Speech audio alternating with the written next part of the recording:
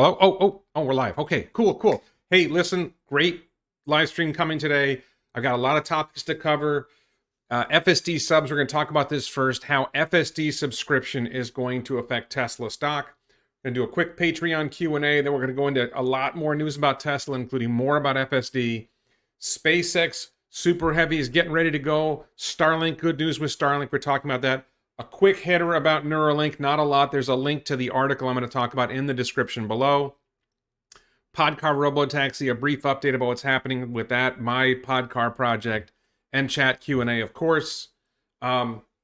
Before we get started, I want to thank the Vasa Law Firm in Sweden, all my Patreon supporters for helping this channel grow. So, let's get into this. If you're paying attention to Tesla, you know that Tesla just unlocked subscriptions. Subscriptions are unlocked for FSD.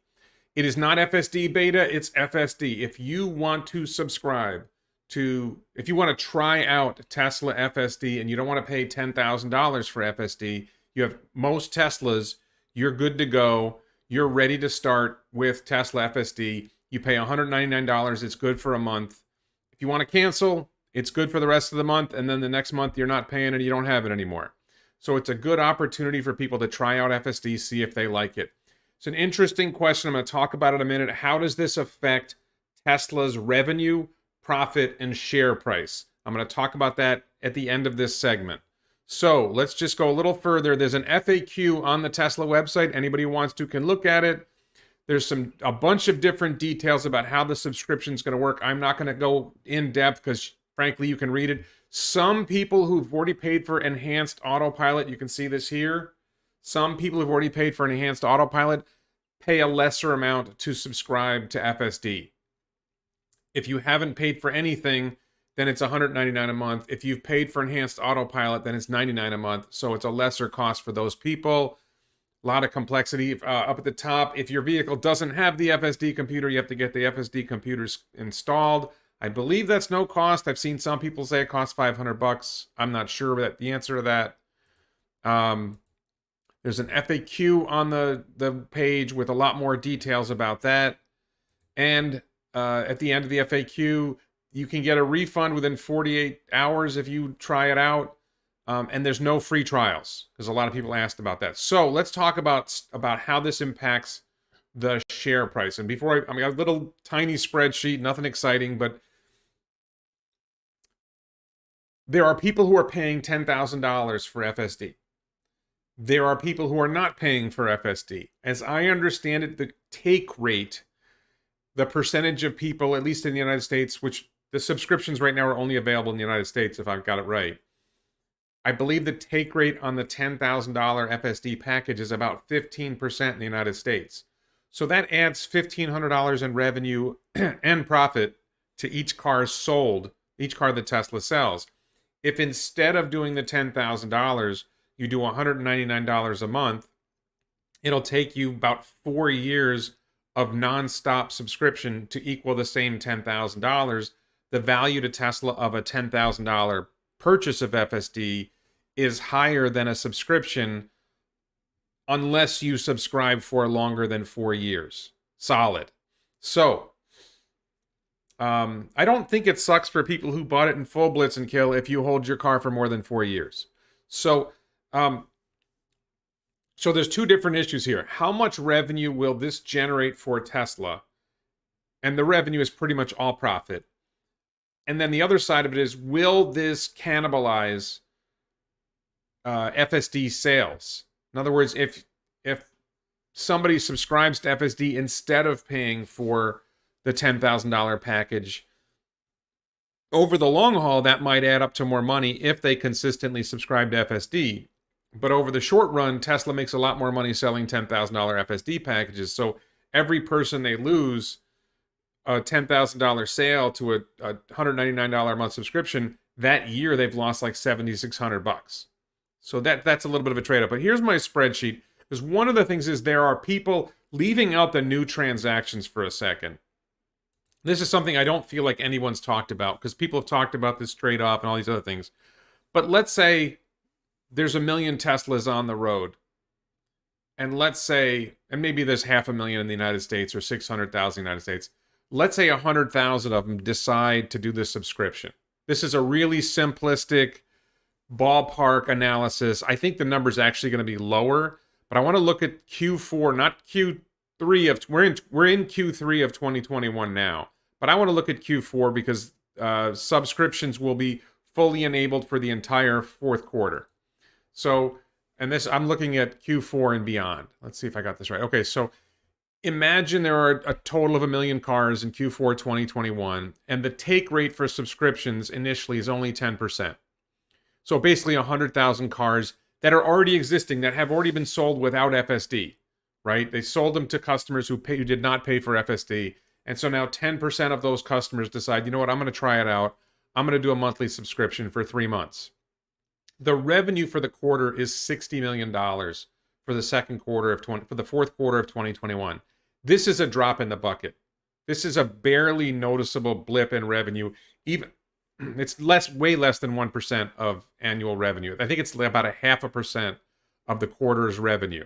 So it's a very small number. On the profit side, it's a little bit more. Maybe it's about 3% increase in Tesla's profit for the quarter. That's assuming you're not cannibalizing any $10,000 FSD sales, right? So that's a rough number. Now skip forward to Q4 2022.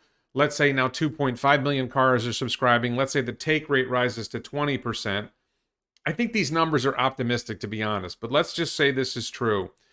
And some people are saying, oh, the take rate will be 75%. I don't know what you're smoking. You're not smoking. I'm wearing the Mathawana t-shirt today. ElonBits.com if you want to try out the t-shirts. I don't know what you're smoking, but you're not smoking Mathawana. It is not realistic to say that 75% of customers are going to opt to pay $200 more a month for FSD. Not in anything I've seen. So, and by the way, all of these numbers assume that there's no substantial change. Like, if you ask me, if the robo-taxi network becomes enabled at the end of 2022, then the 2023 numbers you see here, those numbers are going to be completely different because the model's going to change. The entire model changes when the robo-taxi network goes live. We don't know what the continuation is going to look like once FSD is fully enabled and you don't need to watch the car drive. So that's the long-term impact of subscriptions is really, really tough. But again, just looking at Q4 2022 here, 2.5 million cars, double the take rate, $199 a month, put that over 3 quarters, you get $300 million. My ballpark for Q4 2022, you're talking about revenue probably 100 times this. So you're just, I'm thinking 2022, we're going to see $120 billion in revenue that year. And so, that's 30 billion in revenue for the quarter, and the fourth quarter will be higher revenue. So it's going to be, again, this is less than 1% of the quarter's revenue, and it is more profit, but profit's going to be growing faster for other reasons anyway. So maybe it's a 5% bump to profit. I don't see that as that big of a deal. It's not nothing. I think it's more Tesla's disappointed in the take rate for FSD. They think more people should be buying it. It's also possible that they want more people to use FSD because that will improve the data. Let me just skip forward to 2023, assuming nothing changes, nothing substantial changes. Let's say they go to 5 million cars with a 30% take rate. And let's say they've increased the monthly subscription because it got better. Because by 2023, it's a better product, whatever. Now it's $300 a month to subscribe. You get 1.3 billion in revenue in a quarter, but that's still, when you look at the growth that we're expecting for Tesla in 2023, which I think is going to be even faster growth than we see from 2020 to 2021, 2021 to 2022, the curve is still going up steeply in 2023. So I still think this is just not a huge needle mover compared to other things going on for Tesla, compared to lowering the cost of production of vehicles, increasing average selling price, a lot of other things. I don't think this is that big of a deal yet, and I really think once you get beyond this, it's not going to matter so much. So it's not bad. I think the bigger story here might be that by getting more people to try FSD, there may be additional data generated that will help FSD get better. I'm I'm ambivalent about that question because I think a lot of FSD's learning and training comes from driving in shadow mode, which every Tesla on the road is operating in shadow mode, meaning the car is watching how you drive, the car is watching what all the vehicles are doing, the car is making predictions, the FSD hardware and software are making predictions about what's going to happen. And if something happens different from what it predicts, or that's a trigger, what I think Andrej Karpathy called a trigger, and that data gets sent back to throw into the learning machine, to throw into Dojo or the training, so that it can get better at making those predictions. So even operating in shadow mode, I think FSD learns just about as much as operating actively. I could be wrong about that. Maybe there's some additional value in operating in an active mode, but I'm not convinced. So we're going to talk more about FSD in the Tesla section coming up. I'm going to turn now to the Patreon Q&A, and then we're gonna move on to Tesla, and we'll do more Q&A at the end. Please stick with me. A lot of exciting stuff with SpaceX too. Really excited about this. So let's go to the Patreon. What happened to the? I don't know what happened to that. All right, whatever. So now we're moving on to the Patreon Q&A. I try to make this thing work. I don't know what I'm doing. Okay, so the Patreon Q&A, I have some questions. We're going to start with questions from Mark. Mark always jumps the gun and submits his questions before I ask what the questions are, but I'm going to give it to Mark here. Is FSD beta version 9 a disappointment? No. I'm going to talk about this in the Tesla section, but just my own personal experience. What we're looking for in Tesla, in FSD beta 9, is not, is it better than version 8? I think it is better than version 8. I think there's some users, Chuck Cook, if you watch his videos, it seems to accelerate more confidently in certain situations where it was more hesitant before. I definitely think there's some improvement. I don't know if the improvements are that spectacular, but that's not that noticeable yet. But it's not about, is the very beginning of version 9 better than the last version 8. It's about how fast version 9 is going to improve. And we're going to talk about that in a minute in the Tesla section. What about FSD subscription take rates, initial effect on the Q3 bottom line? I didn't touch Q3, but you can pretty much figure out what I said about Q4. It's just not a big needle mover. And Mark's third question was, when will solar and Powerwall become an important factor in profits? Every model I do, it's really hard to make solar and Powerwall have a big impact on profits. Everything I see, Megapack is going to have a much bigger impact on profits, and Megapack will probably start scaling in the next couple of years. Solar, you really have to juice up the number of installations and juice up the number of Powerwalls in order. The problem is, if you believe that Robotaxi is coming and you believe that Robotaxi is going to be a big driver of Tesla revenue and Tesla profit, then everything else kind of pales in comparison. And if you work really hard, you can get Megapack to be significant. Solar and Powerwall, the volume of installs you would have to do for that to add up to enough revenue to make a big difference, everything I see, if you did 1 million roofs a year, how far away is Tesla from doing 1 million roofs a year? It's just not that much money. It sounds like a lot of money. It's just not that much money. It doesn't compare. And they're a long way from getting there. But by the time they get to 1 million roofs a year, let's say a roof is $40,000. 1 million roofs is $40 billion. Sounds like a lot of money. But by the time they get there, Tesla's going to be generating $400 million a year, $400 billion a year in revenue or more. So I don't see it. I don't see it getting there. The longer it takes for solar and Powerwall to spool up, the bigger Tesla becomes in other ways, and it just doesn't get there. So, I didn't include that in the news. Thank you for mentioning it, Jim Whitehead. If you go to Tesla, the Megapack page, you can actually order.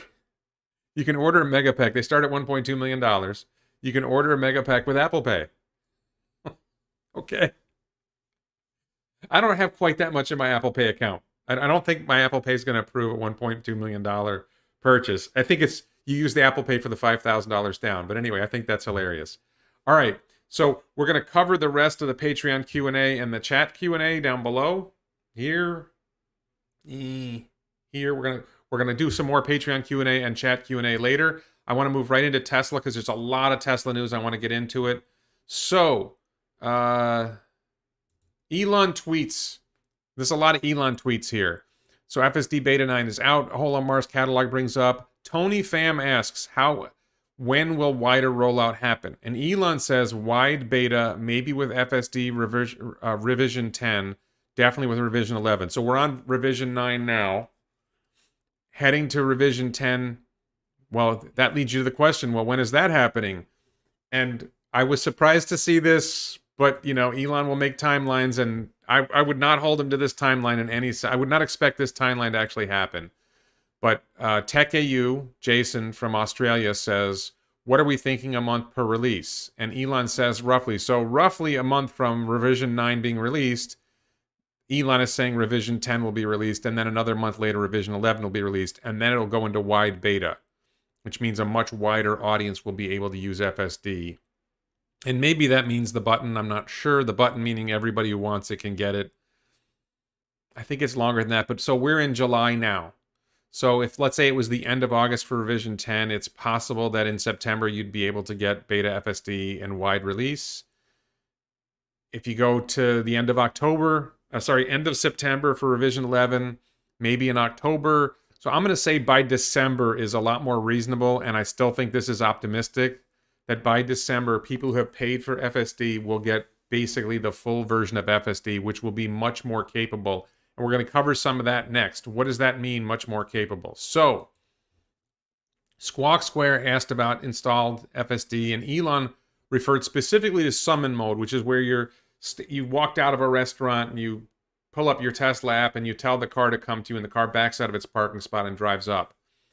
And Elon says current summon is sometimes useful, but mostly it's a fun trick. Once we move summon plus highway driving to a single FSD stack, it will be sublime. Okay, single stack. Let's talk about that. And then Elon has another tweet about this. FSD Beta 9 is using the Pure Vision production code for highway driving.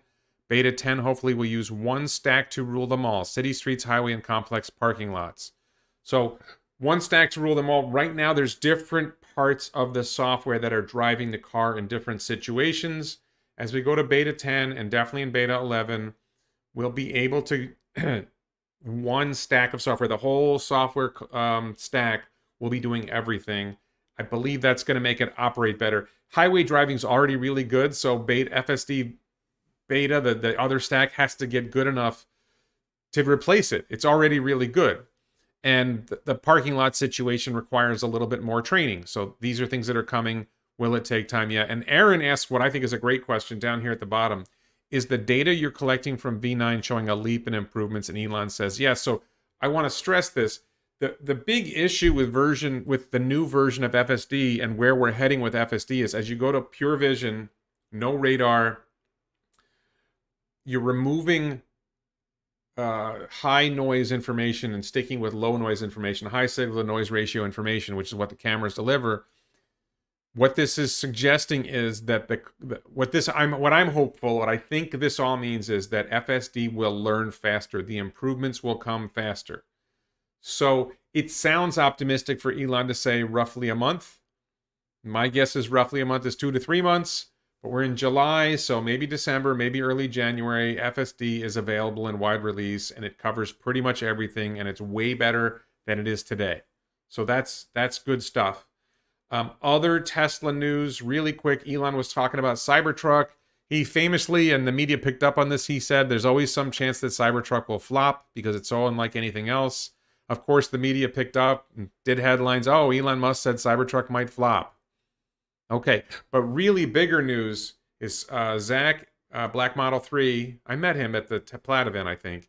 He asked any new info or pictures you want to share, and Elon said, production design is almost exactly the same as the show car. No door handles.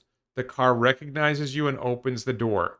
And having all four-wheel steer is amazing for nimble handling and tight turns. So I think it's big news that there's no door handles on Cybertruck. It sounds awkward. It's also like there's no shift lever for going forward or reverse in Tesla Model S Plaid and long range. Check my channel. I just did an interview with Fun Secured, Robbie, who is one of the first Model S long range Model S owners. We talked a lot about some of the improvements that we're seeing there. A lot of the improvements that we see there are going to be going into Cybertruck. So that was big news. And there's this is nerd stuff, but Elon, I'm sorry, I don't know, this may be hard for people to see. I'm sorry, I'll try to let me see if I can make it larger. So there's this tweet thread here. So first, Elon is talking about how Model S has more range and faster charging, and 3 and Y should use long range. He suggests using the long range version for compare. This was like a comparison test of vehicles, and he thought it was wrong that the magazine used the performance 3 and Y instead of the long range 3 and Y. But Elon talked about better range and faster charging, and Robbie said after the video, Robbie sent me an image of his car charging, and he said it's definitely charging faster. The new long-range Model S is definitely charging faster than his 2018 Model S. It has more range, it's charging faster, all great news. Elon says the supercharger network is going to be upgraded to 300 kilowatts, so that'll help. And Kilowatts, met him at the Plaid event. Tesla Tino, I met him at the Plaid event, and he took me for a drive in his FSD beta version. They talked about different issues with Kilowatts and everything, and Elon points out, this is here, tapering down charge rate is simply a physical thing that has to happen as lithium ions bounce around what is increasingly full parking lot. Just like a car parking lot, it takes longer to find a spot when the lot is almost full.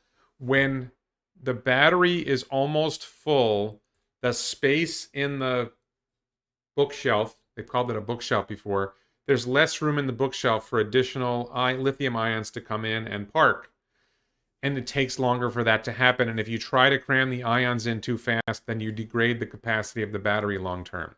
So you will hear the Lucid Motors CEO or some other people talking about how, well, we have a faster charge rate. We've got 350 kilowatt charge rate. It doesn't matter how fast your charge rate is because it matters a little. In the middle of charging, when you're right around 50%, between 40 and 60, maybe between 30 and 70%, you're able to charge at the maximum rate, and the charge rate matters and the kilowatts matter. But at the beginning, at the end, and to some extent in the middle, you're limited by the battery chemistry. You can't charge a battery too fast or you'll wreck the battery. And so battery management systems make sure you don't charge the battery too fast. And Tesla has really good battery management systems. Now, the other thing was, and Elon's just explaining this a little bit more to Nathan Laus, even if you use polymer encapsulated silicon, whatever graphite you use, it's a parking lot. And as you pump more ions in, lithium ions in, you're reducing the space for the additional ions to come in. And there's just a fundamental battery chemistry limit. At a certain point, it just becomes really hard to charge a battery fast. And you risk damaging the battery if you charge it too fast. And so and it really just won't charge faster, so they just don't. So that's pretty much the Tesla news. I don't think I have a lot more Tesla news here. So let's move on to SpaceX, which I'm really excited about. So, number one, Booster 3 static fire. Now, Booster 3 is not actually going to launch as far as we know. But I got some pictures of Booster 3 I'm going to show you in a minute. Okay. So we're going to see Booster 3 static fire on Monday. And again, this is Elon, so maybe it's Tuesday or Wednesday. But hopefully we're going to see a static fire, which is a test of the Super Heavy booster, which will help launch Starship into orbit. So, happening today, right now today, oh, this is terrible. Sorry. Happening right now today, the launch tower, I think it's the last segment of the launch tower, or near the last segment of the launch tower is being assembled. This is from NASA's Spaceflight channel on YouTube, and I believe the image might be from Mary at Boca Chica Gal. So great stuff happening there. We're seeing the launch tower getting on. This is a tower that is going to stand next to Super Heavy and Starship at the launch, and supposedly is going to catch Super Heavy when it lands. How that's going to work, we don't know yet. That should be coming soon. That's very exciting. And let's see. This was really cool. Elon got a tweet, or saw a tweet from ERCX Space with an image I'm going to show you in a second of what the Raptor configuration will look like on Super Heavy. And Elon says it's very accurate. So let's see what this looks like. This is ERCX's image. This is a drawing, an artist's conception, I guess you would say, of what he thinks it's going to look like. So you see in the center, there's a group of engines in the center, and there's a group of engines in a ring outside. The engines in the ring on the outside are going to be fixed. They're not going to move. They're going to be still. Okay? The engines on the inside will be able to gimbal, move around, so that they can direct the thrust and change direction to some extent. So that the center group will gimbal, the outer group are fixed. The center group can change angles to affect how the rocket launches. And you can see up at the very top, by the way, notice the titanium grid fins. You can see the launch tower next to it. Really, really cool image by ERCX. And Elon liked it, said it was very accurate. So there you go. This looks very accurate. So here's a couple of images of the booster on the stand. Again, this is from these images are all from NASA spaceflight. I think this one is from. I'm not sure which ones are from Mary Boca Chica Gal, but she's one of the sources. But basically, NASA spaceflight has their sources for these images.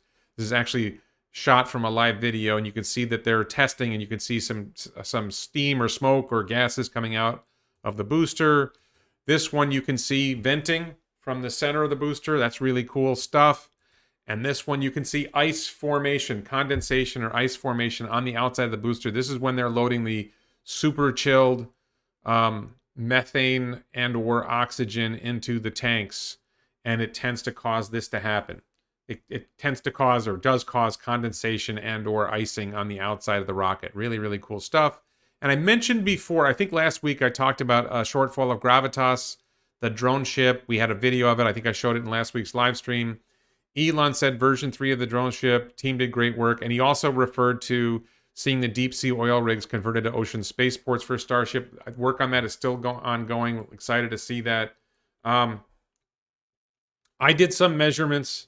I believe that a shortfall of gravitas, I believe that this is 100 feet wide and Starship is about 30 feet in diameter.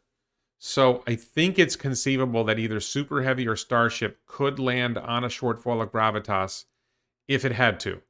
I don't think it's the plan to land Starship on a shortfall. And also check the weight, the capacity for a shortfall of gravitas should be easily able to handle the weight of Starship or Super Heavy.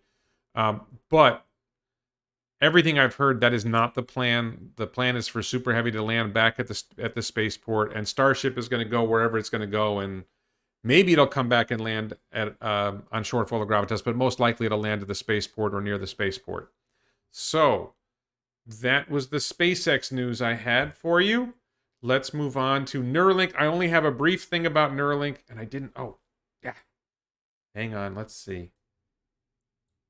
Okay, I thought I put this in here. Where did I put this? There is an article on it's actually an interview on spectrum.ieee.org. I think that's the International Electrical Engineers, something or other. They talked with the head of Neuralink's brain signals team. Really interesting read. There is a link in the description. There's a link in the video description below to that article. Highly recommended. I may do another video talking in depth about that in the future. I thought it was really cool. So, I don't have a lot more to say about Neuralink than that, but I just thought this is a big deal. If you are into Neuralink, this is definitely worth a read. And loosely related, Max Hodak, if you're watching, I realized that Max Hodak, who was the CEO of Neuralink, he left the company, and it occurred to me he probably has a lot of stock in Neuralink. I wonder if he'd sell some. He's probably chapped and, moving on to other things. Maybe wants to raise cash for another venture. So Max Hodak, if you're watching, or anybody who knows Max Hodak, I have a group of investors who would like to buy stock in Neuralink. So if you want to sell some of your Neuralink and you're able to sell some of your Neuralink stock, we want to buy it. Please get in touch with me. Email me, wredlick@gmail.com. I replied to you on Twitter about it. Definitely interested if that's interesting to you. If you're interested in investing ideas like that, there is a link in the description below to my investing email list. Not a lot happening on that email list right now, but it's coming. I think something will be coming in the future, so please check that out. All right, and also briefly about the podcar. So people who follow the channel a lot know I've talked about building cyber cabin. I've talked about podcar robotaxis, single passenger podcar robotaxis. The cyber cabin is on hold. I talked about the quiet doghouse. The quiet doghouse is dead. I've given it up. I've thrown up the prototype. I just decided I'm not going to achieve that one, and I'm not as excited about the mission anymore. Cyber cabin is still on path. I've given up on finding someone to clear the property for me. So I'm basically planning to rent a Bobcat and clear the property myself so that I can go to the next step and get concrete poured and get a building built. Probably going to happen sometime in the middle of 2022. We'll see. Maybe I'll probably clear the land in the next few weeks or next few months, but things always get pushed back. The podcar is the real news. So I'm making an effort. I've decided I need to do this. I'm very passionate about this. I believe that the future of self-driving cars, of robo-taxis, is going to be a single passenger vehicle. I have a design in mind. I've probably talked about it in another live stream before. I'm meeting with 3 or 4 different shops, to see about having an alpha prototype built for my podcar robotaxi. Roughly 3 feet wide, roughly 8 feet long. I've got some basics. I have the tires and wheels in mind. I have the batteries in mind. I'm getting close to picking a motor, but really need to sit down with whoever's going to build it and lock that down. Getting closer to that, I'm kind of making the commitment. I'm going to spend some money and build an alpha prototype. I'm going to spend some money and pay to have a really nice animation done. I reached out to an animator who I saw a video that he made that I really liked, to see if I can get an alpha prototype built, get an animation done, get to the point where I have something I can show you and I can show potential investors and I can show others and say, hey, we're at the stage now where we can move forward and engineer the shit out of this and really come up with a really, really solid design that is easy to manufacture at low cost. I have a whole bunch of ideas about how to make it simpler, no simpler, no simpler, lower cost, no lower cost, no lower cost. A bunch of ideas about this for the podcar robotaxi. And, I'm sure I'm going to lose money. Andy Onion says, don't do it, you'll lose money. Of course I'm going to lose money. This is a stupid idea. I'm an idiot. I'm not qualified to do this. But I see the future. I could be wrong. I see the future, and the future is single passenger robotaxis. It's not 5-passenger robotaxis, because 80% of the rides are single passengers, and a single passenger podcar robotaxi will cost so much less, and it will reduce the cost per passenger mile. And I want to be clear, I don't think the market for this is primarily on the United States roads or the roads of Western Europe or wealthy countries. I think the primary markets are different. Certain special spaces and poor countries where getting the cost of transportation down lower really matters to the average man on the street in Bengaluru, India, or Cairo, Egypt, or Sao Paulo. But I think it might not even be good enough for Latin America. I mean, the poorest countries where the people are the poorest, that's where it needs to go. So that's what's coming. So we'll see how it goes. But I'm moving forward. I'm having 2 or 3 meetings this coming week. Probably at least one more meeting, talking to different people, trying to find the right person, all in Florida. I've had contacts from people all over the country, but I think it needs to be within a couple hours of where I live, or it doesn't make sense. So maybe 4 or 5 hours, but I don't, like, somebody contacted me from California. It just doesn't make sense for me to work with somebody from California. It's got to be closer to here. Get the prototype, and then once it gets to the point where I have a working prototype, and I'm not saying the working prototype will be self-driving, by the way. The working prototype will move with a joystick, probably. The self-driving is going to come later.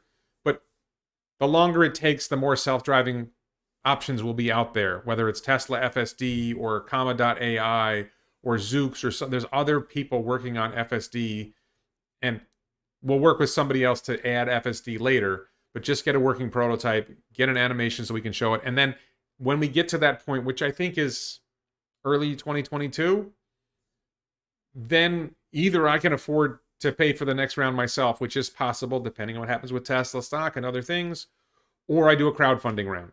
And if you look at Boxable, one of the things that motivated this was I interviewed the Boxable founder, Galliano.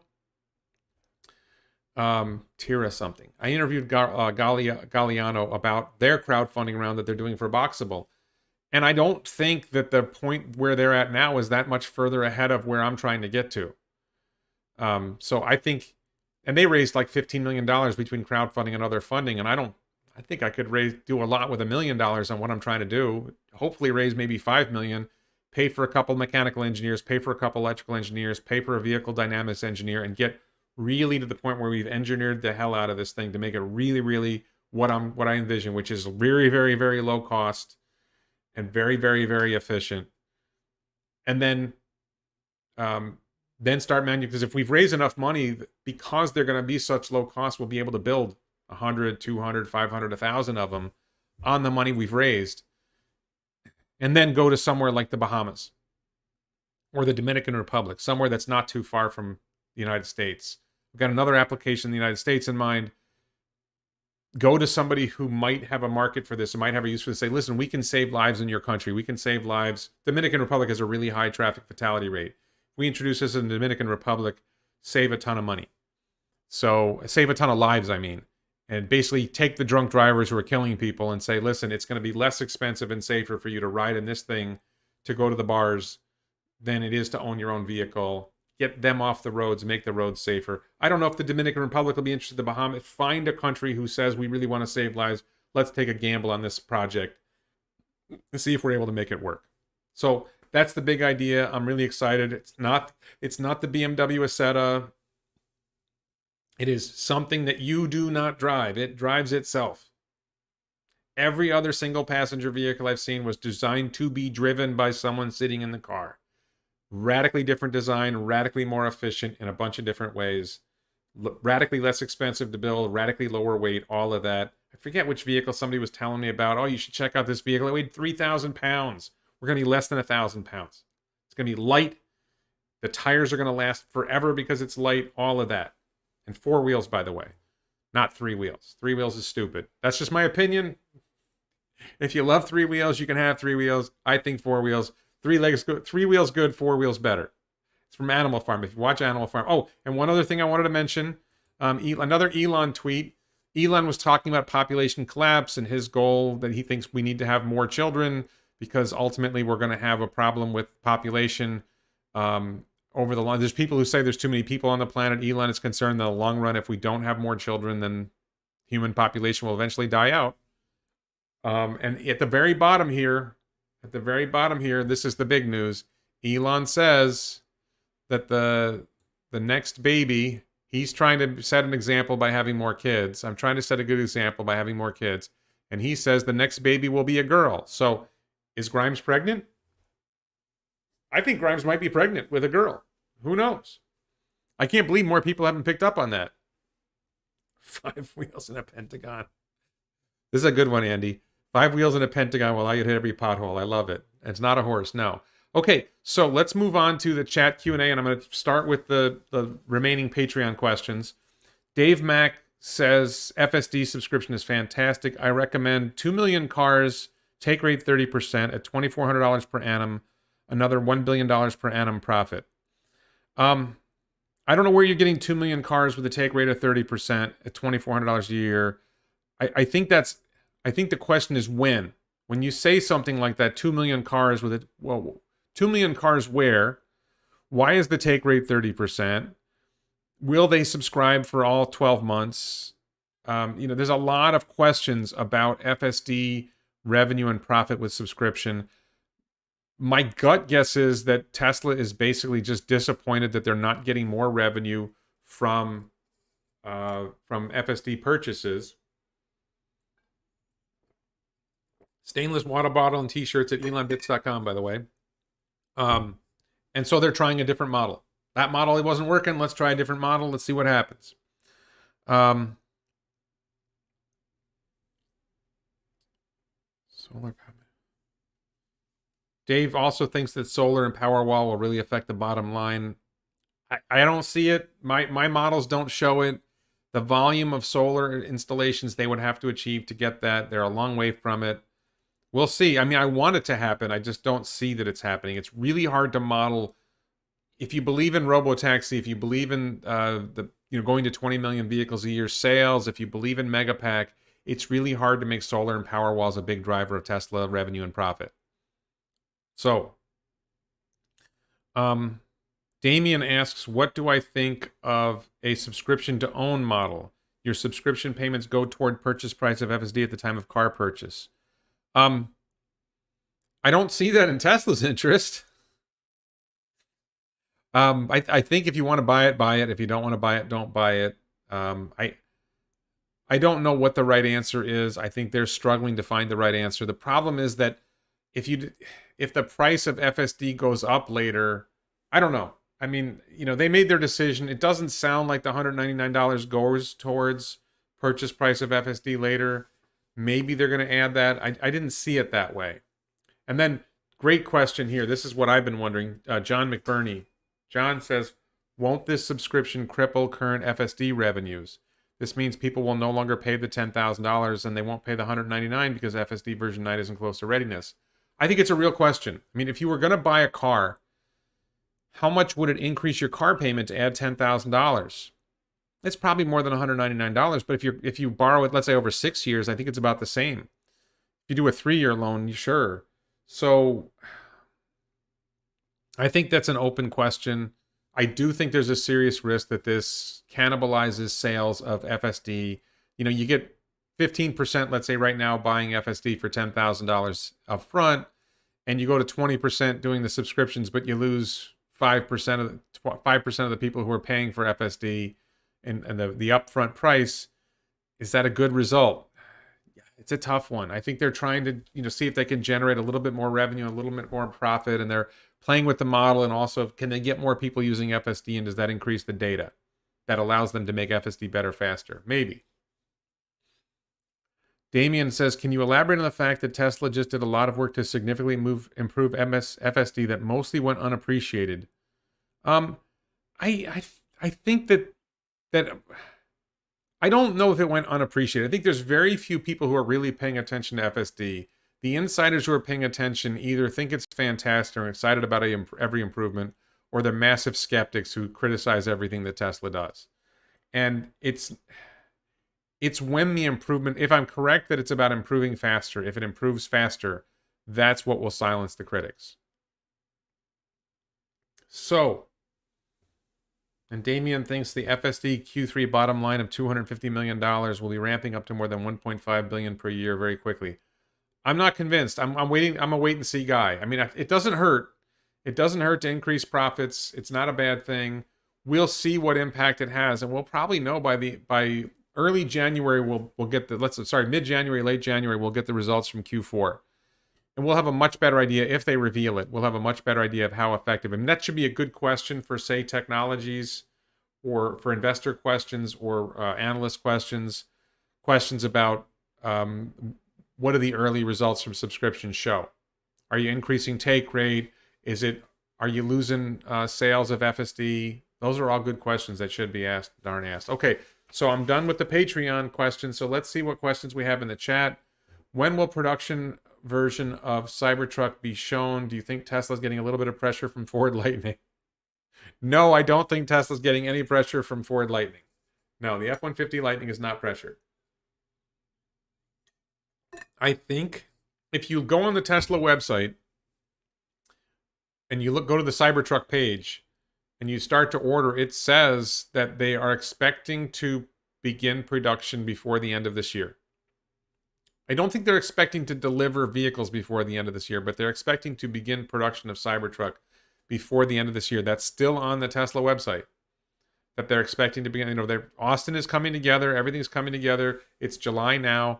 Maybe that means December they start production. I think they're going to start production November, December, and we're going to start seeing Cybertrucks in the first quarter of 2022. So, let's see. What do I think about Elon saying Tesla would not survive without him? Good question. I believe Elon was referring to back in the Solar City acquisition time, around 2016 or 2017 or something like that. I don't think he was referring to the present when he gave that answer. I think he was referring to then. Do I think Cybertruck will have side mirrors? No, I don't think Cybertruck will have side mirrors. I think there's a rumor that they've made a contract with Samsung to do cameras specifically for that. Tesla price target. I don't do price targets. I have visions for where Tesla's going to go, but I don't have any new. You can check my channel for videos I've done. I already said I think Tesla will be $2,500 at the end of 2022. That could push into January 2023, but let's see. Who's Art? Why do I misinform on data on Twitter? I don't know what you're referring to, Art. Um,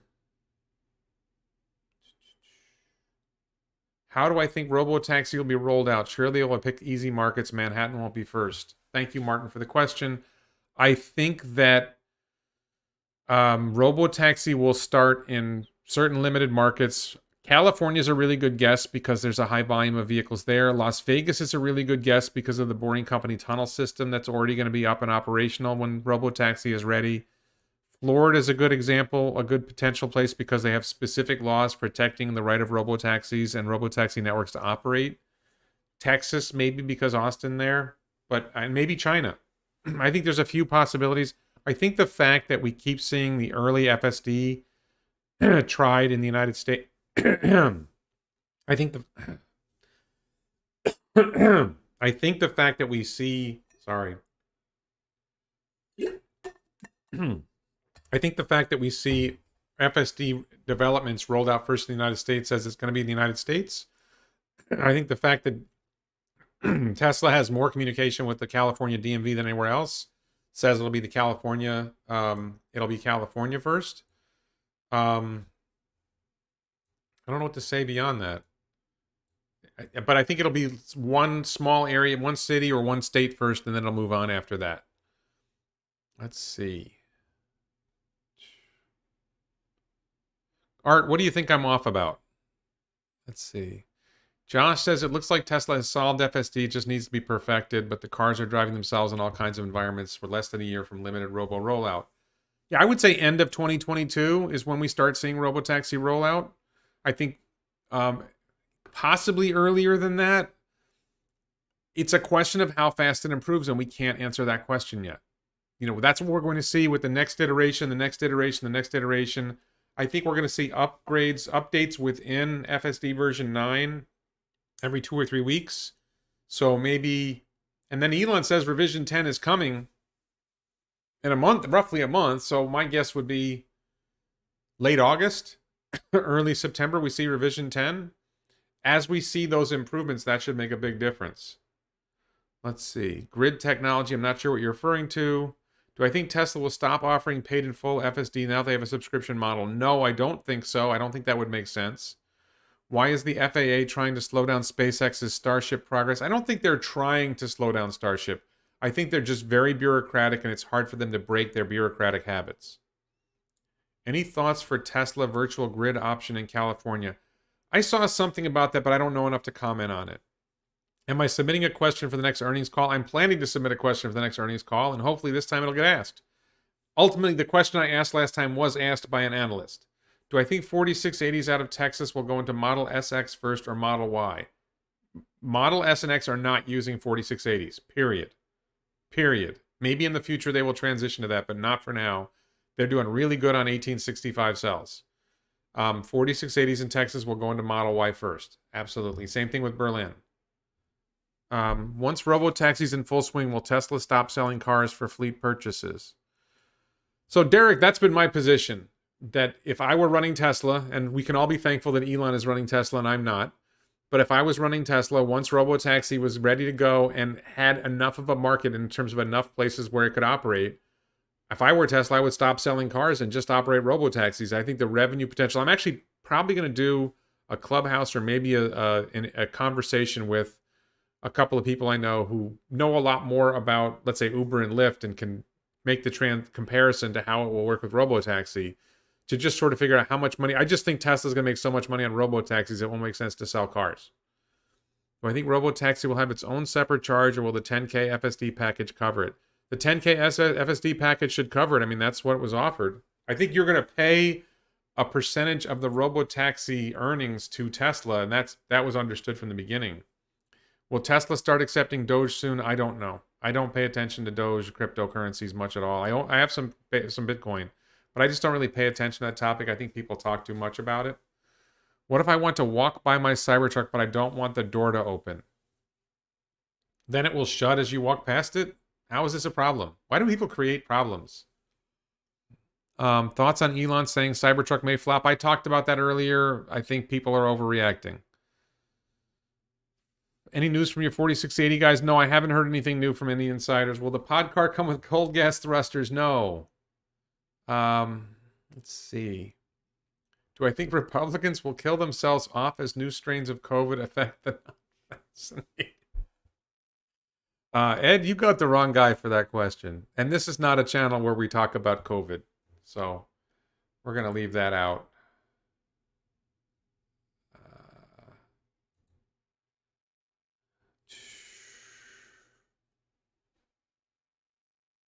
Let's see. Will Model Q cannibalize 3 and why? Great question, Matt Burns. Model Q, I think Matt is referring to the 2023 Tesla vehicle that was hinted at Battery Day. I have been arguing for a while that the Model 3 will be obsolete after the new model comes out. That the Model Y is better than the Model 3 in just about every way and doesn't cost that much more. And for the people who want a smaller vehicle, because the Model Y is about 10% larger than the Model 3, the new vehicle is going to come in and be just a little bit smaller than the Model 3. And so Model 3's market space is going to be shrunk to almost nothing. So I wonder whether that will be viable. Whether I don't think it cuts into Model Y at all, but I think it cuts into Model 3.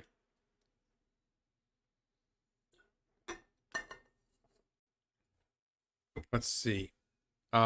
Is $200 a month too much for FSD? I think it's too low. I think it should be $299. But that's, I don't make those decisions. Tesla does. Did I cover that the old FSD computers that need upgrading for $1,500? Is that fair? I have not confirmed that there's an extra cost for upgrading the FSD computers. I don't see that on the Tesla subscription FAQ page. So if it's true, it's true. I don't know enough to be able to judge whether it's fair or not. Melody says, is the Las Vegas boring tunnel open when there is not a conference happening or scheduled? I believe it is not open unless there is a convention happening. Did I get a Tesla decanter? I don't even know what a Tesla decanter is, so I didn't get one. Do you still expect Robotaxi to be launched in at least one location by December 2022? That's my prediction. I mean, I'm not solid on it. We can't tell until we see how fast FSD improves, and we're going to start seeing how fast it improves. 365 Solve asks, if you buy FSD, is it transferable when you sell your Tesla? I believe it is transferable when you sell it to a private party. When you trade it into Tesla, it might not be. Will we ever get those V11 updates? I think you're referring to the entertainment software in the car. That's not something I spend any time thinking about. I think that the software, the games on the car computer and a lot of that other stuff is unnecessary. I don't think most people use that stuff. It depends. I mean, there's certain things in there that they use, but video gaming in the car, most kids are going to want a video game on their phone anyway. What other sources of Tesla information do I recommend? That's a good question. I think Tesla Daily, the Tesla Daily channel with Rob Maurer is excellent. Dave Lee's channel is excellent. I personally love, my favorite channel on YouTube is The Limiting Factor, who talks about battery chemistry. Follow Elon on Twitter. I don't know. There's a lot of sources of information out there. When am I getting a Tesla? When I get my Cybertruck. I have an early order for Cybertruck, so when Cybertruck's available, I'm getting a Cybertruck. I'm not getting something else before then because it doesn't make sense to sell a car that I've already paid for that is a good, still, it's a gas car, but it's still a good car. It doesn't make to sell it and buy a new car when I'm expecting my Cybertruck to come anyway. And I'm really not going to sell my car because my kid wants it and all that. Let's see. Wow, this is coming fast, man. You guys got to slow down on me. What volume of 4680 is needed to sustain Berlin and Texas? I think the 4680 cell production will outstrip the needs of the vehicles. They will produce more battery cells than they need, and the battery cells will go somewhere else. What's the average pack size for Tesla cars in kilowatt hours? The Model S and X are around 100 kilowatt hour packs. The Model Y and Model 3 long range are around 80 kilowatt hour packs. The standard range around 54 kilowatt hour packs. Any Starlink news? I put Starlink news up. What was the Starlink news? Let me switch really quick to... Didn't I cover it? Oh, I didn't cover this. Oh my God. All right, let me go back to the chat Q&A and let me bring in that. Sure. Sorry about that. I meant to cover this. Thank you for that question. So Christopher from Illinois said that Starlink was a game changer. He's getting 260 megabits per second down and 14.5 up, which is really good if you don't have a good internet connection. Elon says glad it's working, and you can see the ping is 58 milliseconds. Elon is saying that latency is going to get down to 20 milliseconds. And then he talks down here, and I thought this was important. More ground state. What else is being improved? They're going to add more ground stations, and they could get better at packet routing, and that will improve things. And once they go to lasers in laser connections between satellites, the speed of light is faster in space than it is in fiber under the ocean. So a lot of things have to happen to drive ping there. But let's see. There was also more to it. Let's see. Okay. So Pranay Pratthole, who I see on Twitter all the time. These, by the way, these are some good sources of information here on Twitter, on Tesla and SpaceX, whatever. Pranay Pratthole says, does having laser links help in improving speeds and reduce latency? Elon says laser links in orbit can reduce long-distance latency by as much as 50% due to the higher speed of light in vacuum and shorter path than undersea fiber. Alex, my friend Alex, asks, what wavelength are you using for laser crosslinks? Elon says it's the same rough wavelengths as fiber optic. They're trying to use the same technology, that there's advantages to using the same technology that's used in fiber. They can do this successfully, that anything developed for ground undersea is automatically better in orbit. And will there be, and Tesla and the Gong ask, no need for base stations eventually. And Elon says some traffic, not all traffic, could go terminal, satellite, terminal, and never touch the regular internet. So there's potential for basically Starlink to be its own backbone. So thank you for that great question. I don't remember who asked that question, but it was a great question. I missed it in my SpaceX news. It was in there, and I just didn't do it, so I apologize for that.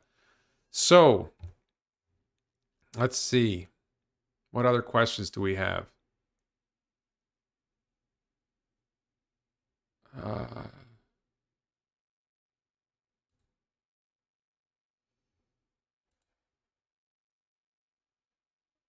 Creole Saint Croix, I put you in a timeout. Don't retweet the same junk repeatedly. It's bad enough you did it once. Don't retweet.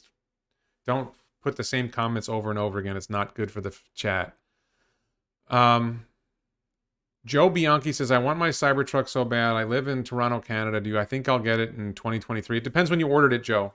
If you ordered your Cybertruck, I think there's some sort of spreadsheet or some website where you can put in the information on when you order to see where you are on the list. I don't think there's any reason why Canadian Cybertruck orders would be delayed longer than US orders, but I don't know. So it depends on when you ordered it more than whether you're in Canada or not. I think Europeans are going to have to wait longer. Australians might have to wait longer. But I wouldn't think Canada would have to wait much longer than US citizens. I could be wrong. 365 Sol says, can Volkswagen, General Motors, Ford find enough batteries in the next 5 years? Supply looks constrained. I think that's a huge problem for them. Absolutely. I completely agree with you. I think that, and beyond that, I don't think they're really ready to gear up production. They have multiple problems. One, they can't get enough batteries. Two, they can't manufacture their vehicles efficiently. Three, they can't make vehicles that are as desirable as Tesla's. All kinds of problems. The Mach-E is having all kinds of problems. If you watch the Sandy Munro thing on the Mach-E heating system, they're just hacking together EVs rather than really purpose designing an EV.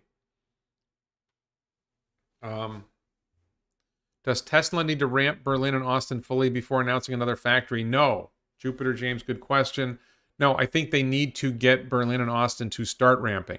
Somewhere in the early to middle of the ramp, once they're confident that their plan for those factories goes. So in other words, 12 to 18 months for the ramp, probably 6 months after the factories start producing vehicles, that's when they can announce the next generation factory. And it might take longer than that.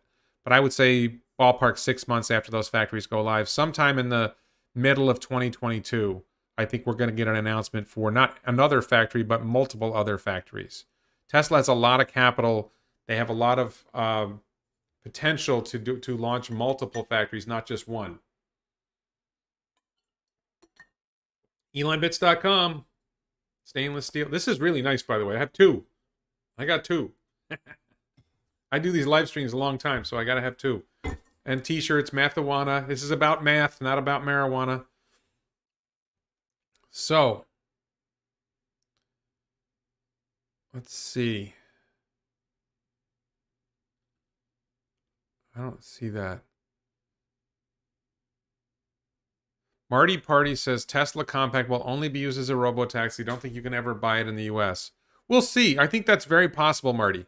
It's very possible that it will be purpose built as a robotaxi. There will be no steering wheel, no pedals.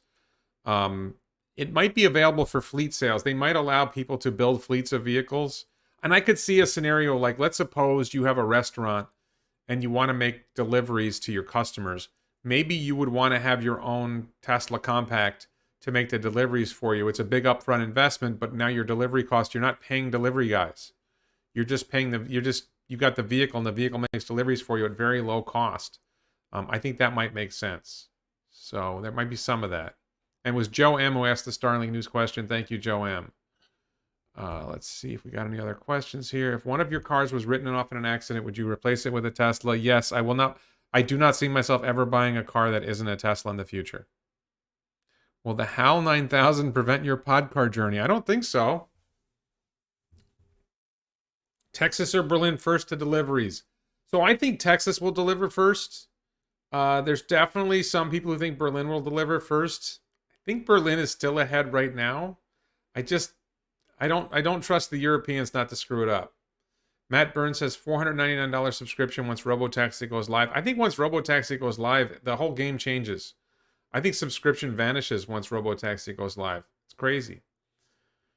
Active 789. Warren, are you buying the new large Tesla solar panels as well as Powerwall when you get your new roof? Our new roof, we're getting a regular roof because Tesla solar roof wasn't ready. Our new roof was supposed to be installed this week, but then they decided to pave our roads, so they couldn't get the trucks in. So it's probably going to be a couple more weeks. We're getting a new roof. We'll consider getting Tesla solar next year. It's premature to get it now, and yeah, we'll see. There's a chance we don't get it. We might sell this house within a couple of years. We sell the house in a couple of years. It doesn't really make sense to make that investment. Save that money and invest it in the next house. Will Model 3 performance have 500-mile range given the 54% range increase discussed at Battery Day? I would say no. I would say that we're not going to see 500-mile range vehicles from Tesla for at least a couple of years, other than Cybertruck Tri-Motor. I think Cybertruck Tri-Motor will still have 500 miles of range, but Elon has pretty clearly said at the Plaid Day that he thinks that 500-mile range isn't necessary. 365 Solve asked about the Miami Tunnel project. Any new details on the project or how it's going to be funded? So there's two different issues. There's Miami and there's Fort Lauderdale. Miami hasn't announced anything. There's no news in Miami, so I think something may be coming, but not yet. Fort Lauderdale accepted Tesla's proposal and is waiting for competing bids. That was maybe 2 weeks ago, so we probably got about a month to go before the competing bids are either in or not in. And so we should have an answer in, I don't know, we should have an answer in a month, a little more than a month. But as for Miami, I don't think Tesla has submitted anything yet. I think, which suggests to me that Tesla is going to be doing something significantly bigger in Miami than we realize. And that's taking time to put together the right proposal. I think they're following the Florida legal approach to submitting these proposals, and then the mayors and the city councils accept the proposal and then wait for competing bids. And if there's no competing bids, they go ahead. So I think they know what they're doing it right. John Yen says, if Tesla Berlin fails, what implications would that have for investment in Germany? I don't see how Tesla Berlin fails. I think that I guess it depends on why it fails, but why would anyone subscribe until it is actually a thing? Well, it is actually a thing. FSD is actually a thing. It does more than not having autopilot. So thank you, Melody. Melody recommends watching my video on Lucid Motors, so please, I have several videos on Lucid Motors. Please watch them all. Any point of view on Tesla allowing other OEMs to use supercharger system? Is that good or bad for Tesla? I don't think it's bad for Tesla. I don't think there's an issue there. I think the other OEMs don't want their vehicles to use the Tesla supercharger system because every time they charge, they get Tesla branding. They see that the Tesla supercharger environment is better than their charging systems, and they don't want to show that off to people and get them to decide, what am I doing with this piece of shit EV? I should get a Tesla. Be Nice says, what kind of impact on used car dealers and sales do I see Tesla having over the next 5 years? That's a good question. I think if we head to a robo-taxi world, then gasoline-powered vehicles become worth a lot less money. All vehicles become robo-taxis become very valuable, and vehicles that can't drive themselves lose value, and gasoline vehicles can't drive themselves. Can competitors simply copy Tesla's 4680 cell tech? I guess they can copy it. I think it's hard. I mean, even the partners that are working with Tesla, according to my source, they're 2 years behind Tesla. So you can copy. I mean, it's not hard to make a 4680 size cell, but all the other things you need to do to make it right are difficult. Would you rather come with your Cybertruck comes with or without rear view mirrors? I think you mean side mirrors, Declan. Thank you for the question. Personally, I don't want the side mirrors because I want more aerodynamic. And also, I want less width. You know, it's a very wide vehicle, so if you can get rid of the side mirrors, you have a little bit of extra room on the sides. You're less likely to clip something. YouTube producers to replace CNBS. I don't get your reference, Mark. Francois Couture says, maybe you missed this at the beginning, but what is the takeaway percentage for FSD? I have 25%, not sure of this. So I believe the take rate in the United States is around 15 to 20%. The take rate in China is around 2%. So the question is, does offering subscriptions, which right now is only the US, does offering subscriptions increase the take rate? The number of people who choose, the percentage of people who choose to get FSD on their car? I don't know. Junior Plumber says, where are you moving to in a couple years if you sell? That's a long and complicated question that I don't even know the answer to yet. There's way too much to unpack there to answer that question, but thank you for the question. Do I think Partners 4680s will also have multi-taps? I think you mean tabless or multi-tabs. I think so. I think the Partner 4680s will have to have the tabless architecture, because that lowers cell heating. The cells won't be optimal, will be very suboptimal if they don't have tablets. I'll check that out, Rob. Thank you. Let me write that down. Mega Pack. Rob saying that they have service and maintenance costs. I think I saw that already, but maybe I can use that to model it. Yes. Sean McNulty, thank you. Loved your E for Electric video. I'm surprised how much he sold out. I would love for you to do more videos like that. Very entertaining. Thank you, Sean. Just really quickly on Sean's comment. I made a video about, there's a channel called E for Electric, which was in the past a very pro Tesla channel and does focus on EVs, but he's been very negative about Tesla for a while now. Very obviously, overtly sponsored, and he openly sponsored by Xpeng, in the past by Byton. But he's been trashing Tesla for a while. So what happens there, Sean, is it's not that people will email me, you should criticize Common Sense Skeptic, or you should criticize Thunderfoot or whatever. What happens is at a certain point, I see a video myself and it just irks me. And what happened is I watched that video for whatever reason and I just got mad. So I make the videos that I want. Like, there's a video that's sticking in my craw that I've got to make. And that's the video I make. I've got a couple other things that happen that lead to videos I make. So I just did an interview with a long-range Model S owner. I thought that was a really good conversation, by the way. So check that out. And Emerito, thank you for your support. Any more libertarian Tesla shareholders aside from Elon, you, and me? Well, I don't think Elon is as libertarian as I am. I'm not sure about that. I haven't noticed a lot. I think if you follow people who follow me, you'll see people who agree with my libertarian tweets. If you follow me on Twitter. I don't tend to talk about the libertarian stuff as much on my YouTube channel. Any chance of another cash for clunkers would help switch over to EVs? I don't think cash for clunkers is a good idea. I don't think it's necessary. They're selling basically every EV that's made that's half decent is sold. So the cash for clunkers was a terrible thing. Gasoline powered vehicles are still useful and should be used until they're no longer useful, or until there are enough EVs to replace them, which it's about production. It's not about cash for clunkers. Safe Safi Alatar says, will chip shortage be a risk factor in Tesla being able to produce 20 million vehicles by 2030? I don't think it's a long-run problem. It's a short-term problem. Jim Whitehead asks, any progress with the rural cabin project? I mentioned this earlier, Jim. I mentioned it in the podcar section of the video, that I'm stalled because I can't get somebody to clear the land, and I'm probably going to rent a Bobcat and clear the land myself, and that will allow me to take the next step, which is locking down, having concrete poured, and locking down the cabin itself. So I think I should get the land cleared this year and hopefully get the cabin built next year. Got other stuff going on in life that's taken time. And Martin says, did you get any responses to your one-seater EV project that looked promising? I'm not sure what you mean by responses. I have 3 or 4 meetings in the next couple weeks with people to build my alpha prototype. I'm not sure where else I would have gotten responses from. I mean, most people I talk to about it think it's a stupid idea, and they're probably right. A few people see what I see, and it's sort of like it's an idea that doesn't work until self-driving cars work. And even then, there's this question of whether people will like riding in it and where's the market for it. There's a lot of questions about this idea that I'm not sure it's the right idea, but I can't get it out of my head, so I got to pursue it. John Hansen says, problem with take rate on FSD is you can't transfer to another vehicle if you sell. You can sell it to someone and get them to pay you more because your vehicle has FSD. Tesla doesn't give value on resale for FSD, and for most people, stuff happens and may need to sell too soon.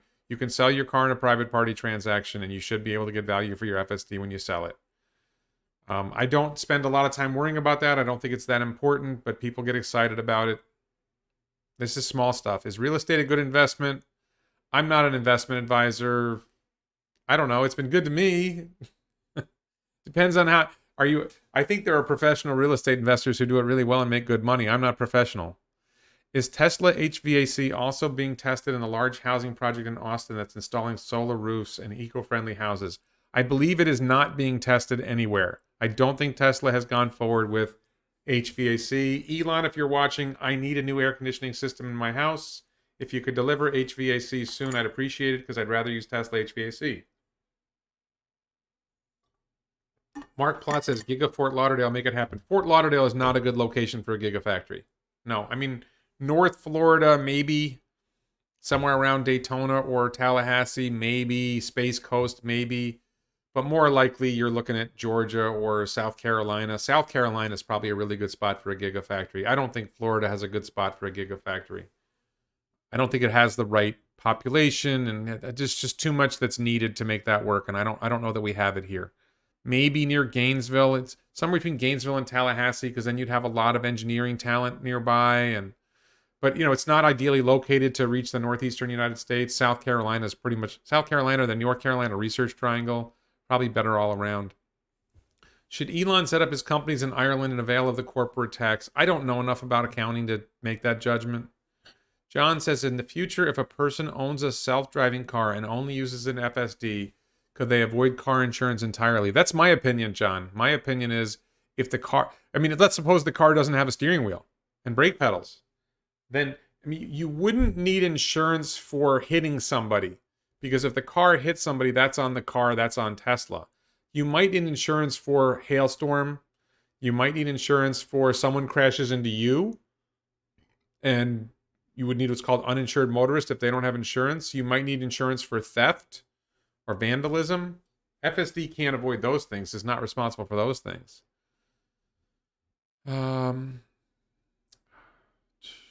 Gigafactory on stilts.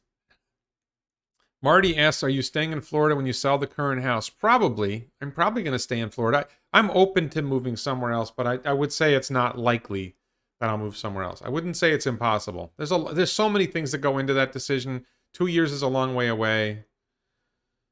When will Tesla production rate match the demand? Great question from Tony. I'm going to say never. Not before 2030. I think the demand for Teslas is effectively infinite. Sometime after 2030, production might match demand. Maybe. Is Cato Road like a beta line for 4680 and Berlin will be a full version? I don't think it's that simple. I would say it differently.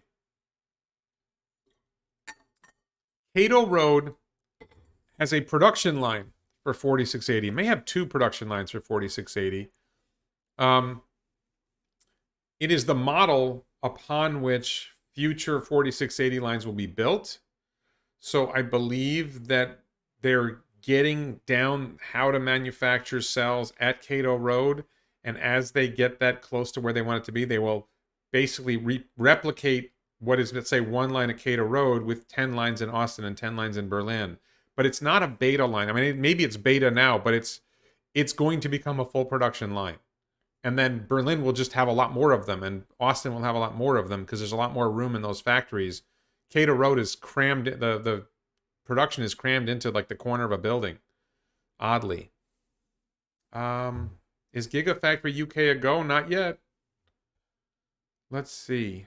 How will Robotaxi handle the rare cases when it gets stumped and doesn't know what to do? Remote employees figuring it out through cameras? I think it's possible there will be a remote operator option to take over the vehicle when the car doesn't know what to do, but I mean, it makes sense that you would do that. I don't think it's gonna, I think that's like an exaggeration. Once it's good, it's good. I would, Marty, I would not rule out Austin. If it happens, it happens. I think it's unlikely. I think it's likely I stay in Florida, but I would go to New Hampshire. I don't know. We'll just see. But it's right now it's Florida for the foreseeable future. I like Florida. I'm very happy in Florida. I'd be happier in other parts of Florida maybe, but I'm very happy in Florida. Will 4680 production be first produced in Berlin or Austin? I think that's going to be about the same time. I don't think that's a really close one. Sam Lee says, what year do you see robotaxis coming? Next year? By the end of 2022, I think a robotaxi will be somewhere. How can Uber and Lyft stay in business if Tesla and others operate their own robotaxis? Great question, Fred. They can't. They're done. Stick a fork in them. Uber and Lyft are going to die. And disclosure, I have invested in put options on Uber and Lyft. That strike date is January 2023. If Uber and Lyft go under before January 2023, I make a lot of money. I like 20x my investment. If it doesn't happen, I might lose my investment. I bought like $10,000 in put options, so I potentially make $200,000 if everything goes right. That's probably overly optimistic, but if the robotaxi network goes live by the end of 2022, then Uber and Lyft should go to zero, but stock market might not catch up, and I might be wrong anyway. I think I made the bet too early. Do I think the long cars will get the steering front and back like the Cybertruck? No. I don't think that the current vehicles will get... Cybertruck is really big and benefits more from four-wheel steering. Robert Hirsch, why do I think Ghali's cars didn't see those pillars? Seems horrible. Yes, that's a great example of an edge case. That's a really unusual circumstance, and right now, FSD doesn't see them, so it needs to learn. It's an edge case that it had. This is what happens is you have trained the software to drive under a variety of circumstances, and then there's always some new situation that the software hasn't seen, and it has to learn. Will Tesla cams work with policing? That question was asked somewhere, and it was answered definitely yes. Tesla cams will recognize police hand signals and other things. What's the least humid part of Florida? I think it's all humid. I don't think there's a least humid part. It's just all humid. I don't mind the humidity myself. You can see what it does for my hair. If you lock in Cybertruck FSD with a pre-order now and in 2024 it becomes worth 100K, is that really possible the Cybertruck can be worth 160K before you even buy it? It's possible. It's also possible that Tesla will decide we're not going to ship it to you. I don't know. I mean, they changed the price on Solar Roof. Maybe they'll change the price on Cybertruck. It seems to me you've locked in your Robotaxi, your FSD pricing. But I don't know what Tesla's going to do in that situation.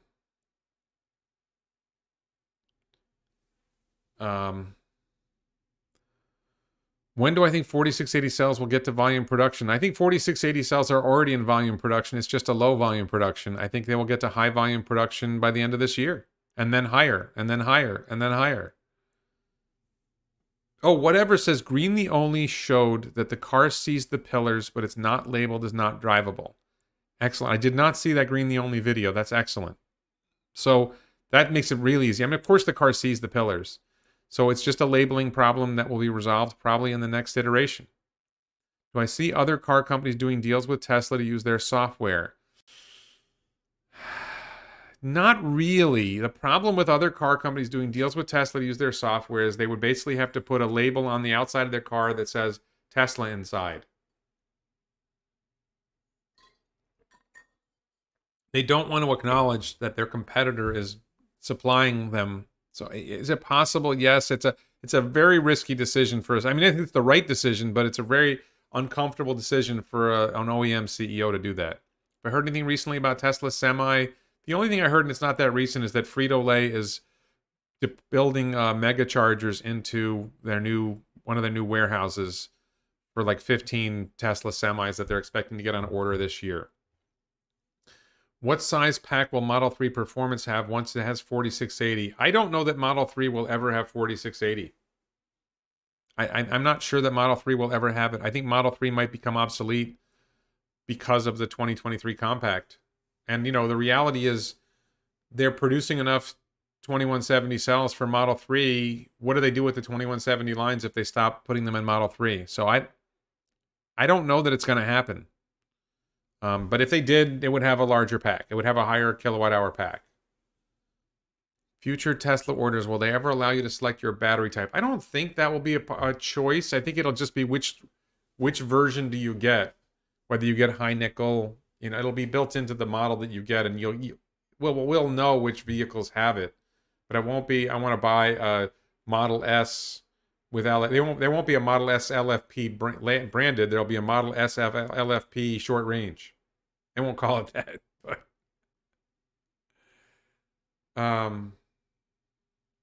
Robert Hirsch says, so you think Tesla won't sell you a car in the US, but will in India someday? No. I think once they start, my view is once Robotaxi goes live, they won't sell a car to anyone. They'll keep them and operate their own Robotaxi fleet. But I'm taking an extreme position, and most people think I'm crazy, so I'm probably wrong.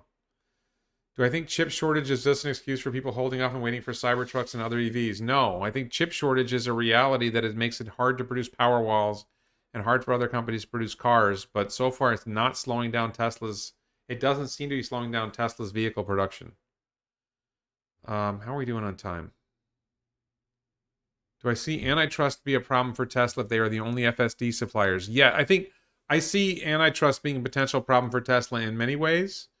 And I could see Tesla splitting itself up to address those problems. Where will semis be produced? Texas or Nevada? I believe that they're currently producing them in Nevada, but long run, I believe they will be produced in Texas. But we just don't know. They haven't said for sure. I think they may be building them in Nevada for now. It's going to be a fairly low volume vehicle in the short run, so maybe they can keep building them in Nevada, and then at some point maybe there's space in Austin that's designed purpose-built for it. Joanne Fagan says, Tesla FSD is a vision-only system. Will my podcar support enough cameras to support it? Yes, that's exactly what I have in mind for the podcar, is that it will be able to support as many cameras as needed. I don't think it will be difficult to make that work. What about the short shorts? Sam Lee said something about short shorts. I missed the Sam Lee comment. I am wearing short shorts right now, actually, but not Tesla short shorts. And no, you don't want to see it. Would I still be bullish on Tesla if Elon Musk stepped down? Yes. I think that if Elon is an accelerator, but I think the team is in place and it will do well. Let's see. When will Tesla start producing robo-taxis with no steering wheel? I think it's possible in the end of 2023. Maybe sooner. Maybe later. Thank you, Brian. Brian subscribed. Brian is in the chat. Brian is my neighbor. Brian has, I don't know if he has enhanced autopilot or he just has regular autopilot. And he didn't buy FSD in his current Model Y, and he subscribed for FSD. Very good, Brian. What's my estimated date for IPOs for Starlink and Boring Company? I don't really have estimates. My guess is that Starlink is at least 2 years away for an IPO, and Boring Company is probably longer than that. How well do I think Tesla would survive if Elon died prematurely? So maybe I thought I answered this, but Tesla has a great team. Drew Baglino is a great leader. Zach Kirkhorn is a great leader. Karpathy and the autopilot team are great people. There's a lot of great people working at Tesla. If you go to the Tesla Plaid event, you meet a lot of people. If you do the right things when you go to a Tesla event, you meet a lot of people who are fairly high up in the company. And you get a really strong sense. Martin Vieca is a great guy. There's a lot of great people who are very smart, very thoughtful, very hardworking. And they sort of baked in the Tesla way. Elon's model into, it's like, SpaceX and Tesla are full-grown companies and they'll be fine. Elon makes them better, but they're already the best companies in the world in their fields, and they're already growing faster than everyone else. And losing Elon is not great, and it slows down the growth in the long run, but in the short run, they'll be fine. Neuralink and Boring Company are probably more needy of Elon's participation. So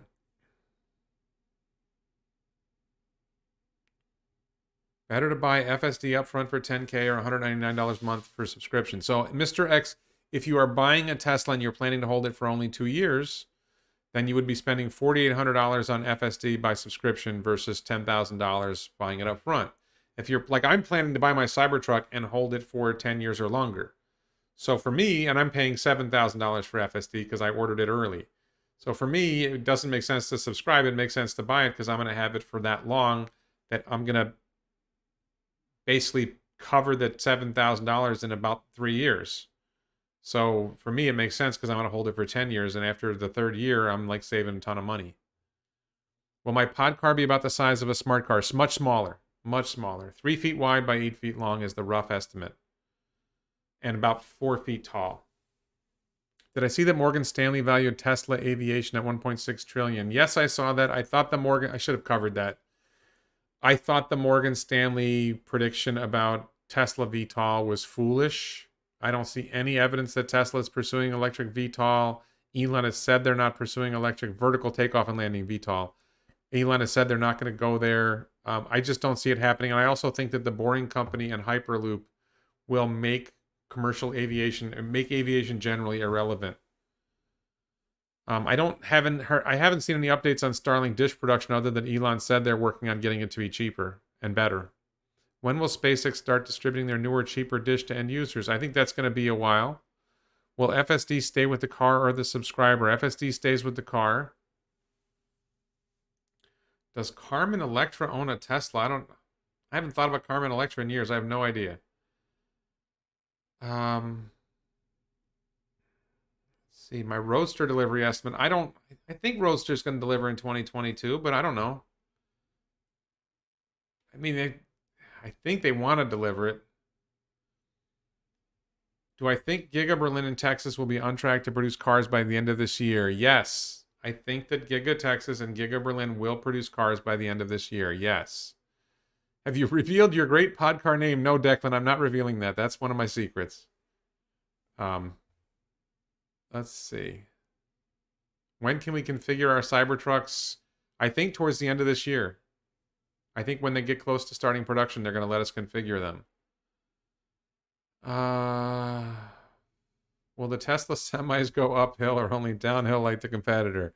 Tesla semis already go uphill. SpaceX Master Race speculated on recent thyroid surgery for Elon. Do I think his health will hold out another 20 years? Well, my wife had thyroid surgery about 20 years ago and she's doing fine. So yeah, I think he can afford good health care. Do I think Elon would use LiDAR if vision only doesn't work? I think vision only does work and there's no point in talking about LiDAR. I like how you called it liar though. V2V communications, will Tesla make it happen? I think eventually in a robotaxi world, some kind of vehicle-to-vehicle communication might make sense. I'm not sure. The vehicles communicating with each other, not the people in the vehicles. Warren, what do I think about comparing Tesla cars to Apple iPhones? I covered that in the E for Electric video. I think it's hilarious. iPhones are a very profitable business, so I think comparing Teslas to a very profitable business is a really good comparison for Tesla's sake. Why can't Tesla accelerate Giga Texas construction by hiring more construction workers, e.g. for Starlink facility? I don't know what Starlink has to do with that. I think Giga Texas construction is going as fast as it needs to, and it's doing really well. Frankly, it seems really fast. What will be the top range of Giga Berlin Model Y with 4680? Now, that's a good question.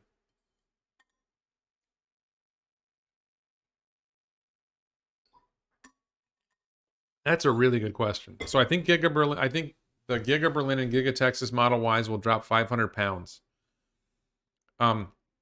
I think that the structural battery pack will probably be a comparable 80 kilowatt hour pack to the current 80 kilowatt hour pack, but it will weigh less and it will be save weight in other ways and have other advantages.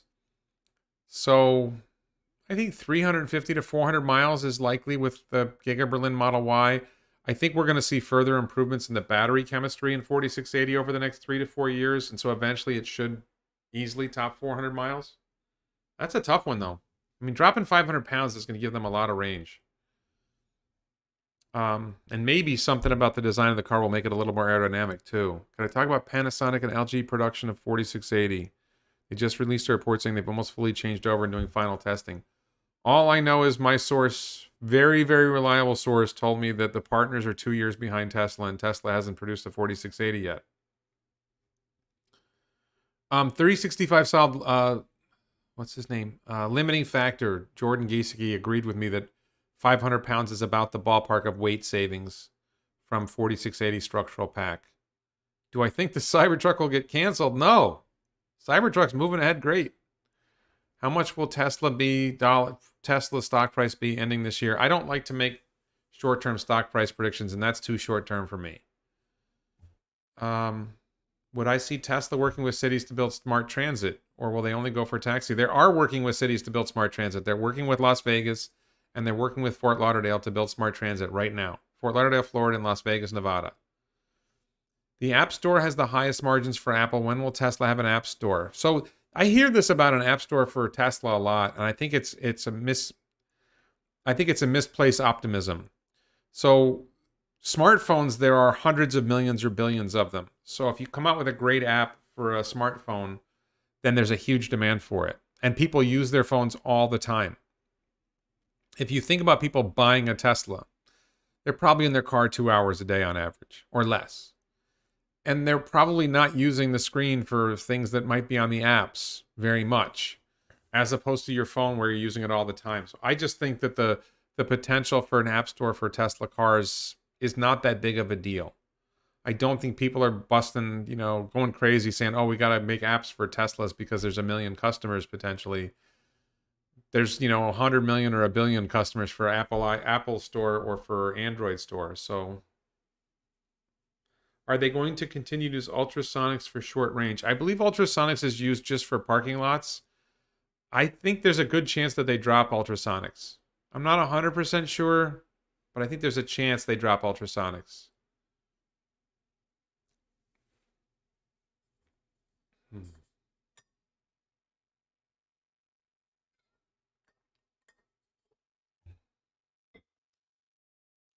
The 2023 vehicle should be the biggest catalyst, or is full self-driving a bigger catalyst in the 2 to 3 year period? I think until Wall Street catches up with why FSD is valuable, increasing production will be a bigger catalyst. When FSD locks in and the first robotaxi ride happens and people start doing the math on the valuation of a robotaxi business, I think FSD robotaxi is by far the biggest driver of valuation. Am I still bullish on Tesla being valued over 10 trillion by 2030? I'm bullish on Tesla being valued over 20 trillion by 2026. So yes. Rotary phone. Who's got a rotary? Elon should put a rotary phone in the Model 2. Yeah, that'd be funny.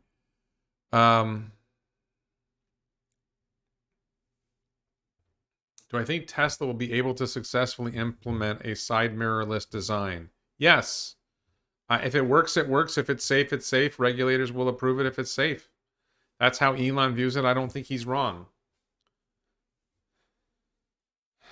I think the other thing, Jim, about ultrasonics is that they probably are very inexpensive. And I just think if it may be that ultrasonics just aren't necessary at some point. I'm not sure. Oh boy, I'm sleepy. Look at that. What % chance do you give Tesla to hit 7,000 by 2030? My bear case for 2030 is 8,000. I would say there's a 95% chance Tesla gets over $7,000 a share by 2030. But I'm not a professional investment advisor. It's just my opinion. Rob asks, was subscription FSD released globally or just US? I believe it was just the US. X-Ray Dwayne asks, have we confirmed yet if Tesla Vision uses night vision or thermal? It does not. To my knowledge, it does not use night vision or thermal. It is just cameras. I think the cameras are very good in certain ways, and that's why it works.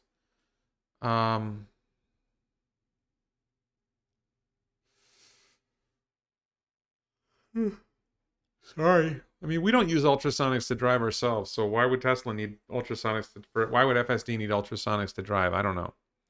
What % chance Vision FSD doesn't work out? 5% chance? I don't know. I mean, I think the problem is that the current version might not work, and then there will need to be an upgrade.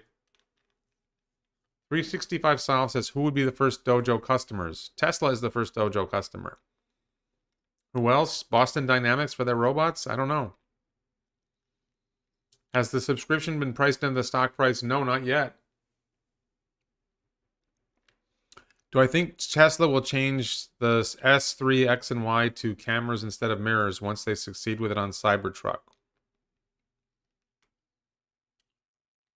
Yeah. I mean, it would make sense to do so, but I don't think it happens right away. The reason it's particularly important with Cybertruck is it's an especially wide vehicle. It's the widest of the Teslas. So, and the Model S and Model X are fairly wide, but Cybertruck's even wider. So saving a little bit of side space for Cybertruck matters more. Will my Cybertruck have the solar cover option? Very unlikely. Very unlikely I would bother doing that. My plans for my lifestyle will be that I will have solar panels at my home. And so I will be able to charge at home, and the solar panels at home will be a much less expensive option than solar cover. Solar cover just won't... There's not enough sunlight falling on that small surface area to make sense to do that unless you just want to spend money. Should Tesla start supercharger subscription? I've never understood why that would make sense for Tesla to have supercharger subscription or robotaxi riding subscriptions. You got to charge per use, because if you have it on a subscription basis, people will abuse it and use too much. Same thing with it's like everybody's eating at an all-you-can-eat restaurant, and they eat too much, and then the only way you can make that work is serving low-quality food. Can we short E for idiot? Yeah, I wish. Is the mirror versus camera thing a state decision? I think regulators have a role in it, but if it's safe, it's safe. Regulators in general will get it. Do I think Model Y will ever get an air suspension? I don't know enough about that. I'm not an expert on what it's like to drive or ride in a Tesla. And when I rode in a Model Y, I thought it was great. So I don't know what your wife's problem is. Could Model 3 be much cheaper with a smaller motor and smaller battery, slower version? I think we might see that with the 2023 Compact. Glenn asks, do I think the new factories will achieve the alien dreadnought idea? I think Giga Berlin and Giga Texas are already there. Have you watched flyover videos? What's his name? Tobias Lind has videos of Giga Berlin, and somebody else. There's at least one guy who's doing videos of Giga Austin, Giga Texas. They're amazing. It's amazing how huge they are. They're just spectacular. They're monsters. It's stunning. Would be cool if Elon made his car software interchangeable to other vehicles. I think it's possible. I just don't think other companies are willing to do it. When do I expect charger robots for Teslas? I actually think more likely than charger bots, although I think it's likely. I think they might do induction charging where you drive over something that will charge the battery. I talked with a highly placed Tesla official. I don't think this was my question. Maybe somebody else brought it up, and he said, I think this was about V2G, vehicle to grid, and he said if they did induction charging, that would make it easier to do vehicle to grid. So, induction charging is an interesting approach. Maybe that will happen. Do I want to bring my Cybertruck to Australia for a desert convoy? No. I'd like to. Australia sounds like a fun place, but I have no particular desire to go there. I want to go to Japan. I want to go to China, maybe. Where else do I want to go? Central America. I want to go to Panama and Costa Rica. Am I shorting Nikola, QuantumScape, or CCIV? No, I have not shorted any of those companies. I bought put options on Uber and Lyft as the only equivalent to shorting investments I've ever made. Will there be, and there's a really good chance I lose my $10,000 on that put. Will there be any difference between Model Y with 4680 and today's Model Y? Should you wait to buy? I think there will be a big difference between Model Y with 4680 and today's Model Y. I think the 4680 Model Y with structural pack will be 500 pounds lighter, and the batteries will be better. But should you wait to buy? That just depends on your needs. Like, I'm not in a hurry. We have working vehicles that we're happy with, even though they're not Teslas. If you need a car tomorrow, then you shouldn't wait. If you can wait, it depends on how bad you want a car now. I mean, I think today's Model Y is the best car in the world, other than maybe the new Model S. So, Mark Plot says induction charging is expensive. I know. And yet, I was speaking with a Tesla employee who's very highly ranked, who said that they were thinking about it. He at least sounded like they were thinking about it. Is there anything missing for the Cybertruck you wish it had? No. Why did Elon have to say Cybertruck has a chance to flop? What was the purpose behind saying that? I think Elon just speaks his mind. I don't think there's always a purpose in everything we say. Somebody asked him a question, that's the response it triggered. I don't see what the big deal is. I don't think he thinks it's going to flop. Have I heard about the Chevy Bolt owners being warned not to charge their cars overnight in the garage due to fire risk? Yes, I heard about that. I don't like to make the live stream about bashing other EV makers.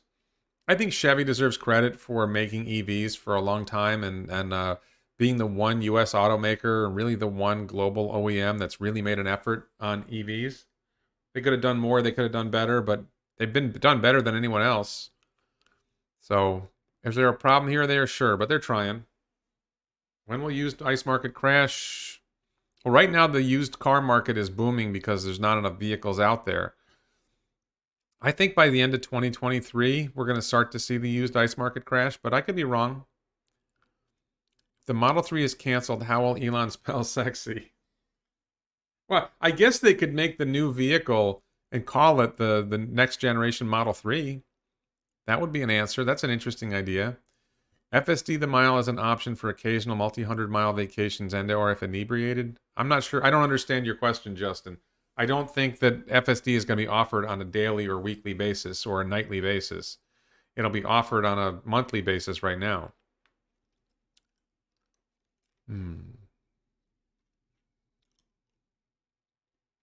How likely are folding rear seats to open to the bed in the final version of Cybertruck? I don't think so, but I think it's possible. I think that would be very useful because a 6.5-foot bed is pretty limited. And if you could add another 1.5 feet, you could fit an 8-foot, long thing into Cybertruck. It would be a good thing if they could do it. I just want them to extend the HVAC to the HVAC to the rear, to the bed, if they can.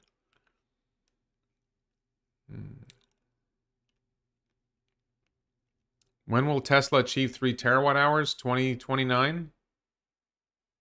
Thanks, Mariano. Do I see a more aggressive stance from Tesla to counter FUD in the US? No. I think we see more aggressive stance from Tesla Twitter and Tesla YouTubers, not from Tesla. Any thoughts on inflation, transitory or not? Okay, so this is outside my usual questions, but I will answer this. I have been concerned about inflation for a very long time. I'm much more concerned about inflation now. If you Google M1 Fred, M1 like the letter M and the number 1, and then the word Fred, you will see how much money the government is printing. It's scary. I think in history, when you see governments engaging in runaway spending and runaway money printing, that in the long run leads to inflation and hyperinflation and really damaging to the economy. And I'm really concerned that's going to happen. But I've been saying this for like 8 years. And I've been wrong for 8 years, so I'm kind of like Chicken Little. Was Chicken Little eventually right? I think so. Will I be eventually right? I hope not. I hope I'm wrong. But I think it leads to a big crash in the U.S. economy and the global economy. When does FSD become recognized as the best safety measure since airbags have become an essential feature of any vehicle? I think it's a couple years away. I think that the FUD will persist and the media will stick with the FUD until a certain point. 2024, 2025 before they catch on. Electric wench. Electric wench, electric winch, electric wrench. Um, there will be no Model E. Not going to happen. That's a Ford trademark, I think. It's 1.21 gigawatts, not 1.81 gigawatts. All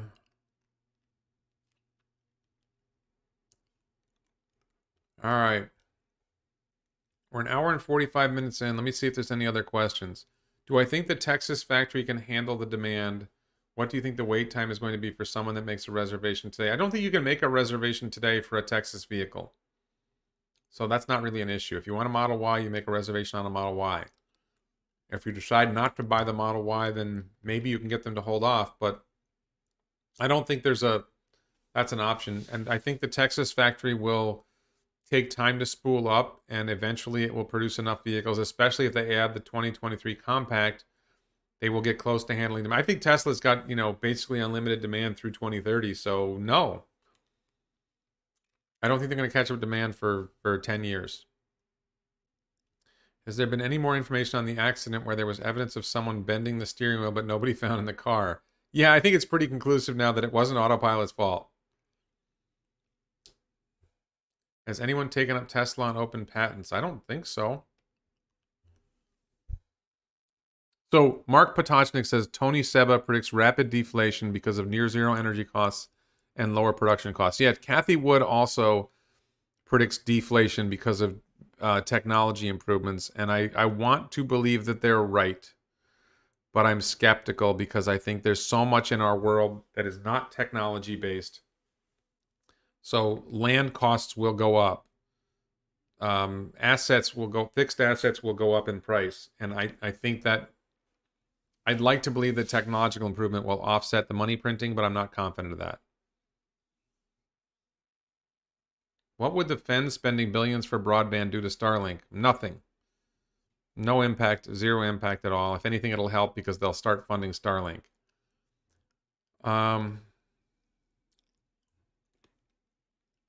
Do I think they will make the new Model Y the long range and the standard range? I'm not sure how they're going to do that. I was thinking they would come out with the Model Y coming out of Texas and Berlin would be like a premium Model Y. Plaid or something like that. Should one wait for 4680 before buying their first Tesla? How much longer do we have to wait? I can't make those decisions for people. It depends on your personal circumstances. Whatever happened with the Model S Plaid fire? Well, the quarterly delivery number of news was over, so they stopped pushing the bullshit Plaid fire story. How long will it take for the new factories to run at full capacity? 12 to 18 months from when they start. Without crumple zones, what is stopping Cybertruck passengers from turning into mush in the case of an accident? I don't understand your question, Kimura Shops. First of all, why do you assume that Cybertruck doesn't have crumple zones? As far as I know, it will have crumple zones. Second of all, why would a vehicle without crumple zones turn its passengers into mush? Any chance Dishy will include femtocell? I don't know what femtocell is. I saw that question before. I don't know what it is. Do I think there will be a Plaid Cybertruck? Tri-motor is Plaid. Tri-motor Cybertruck is a Plaid Cybertruck. As far as I know. Do I think Texas will have a right-hand drive lane for Cybertruck? Right-hand drive lane? Why would it have that? What does RHD lane mean? Will Elon have his own cable company? Not exactly. I mean, Starlink will effectively be its own internet company. When will those of us that paid for FSD get that magic beta button? I think we're looking at about 3 months, Steve. Good question. Let's see.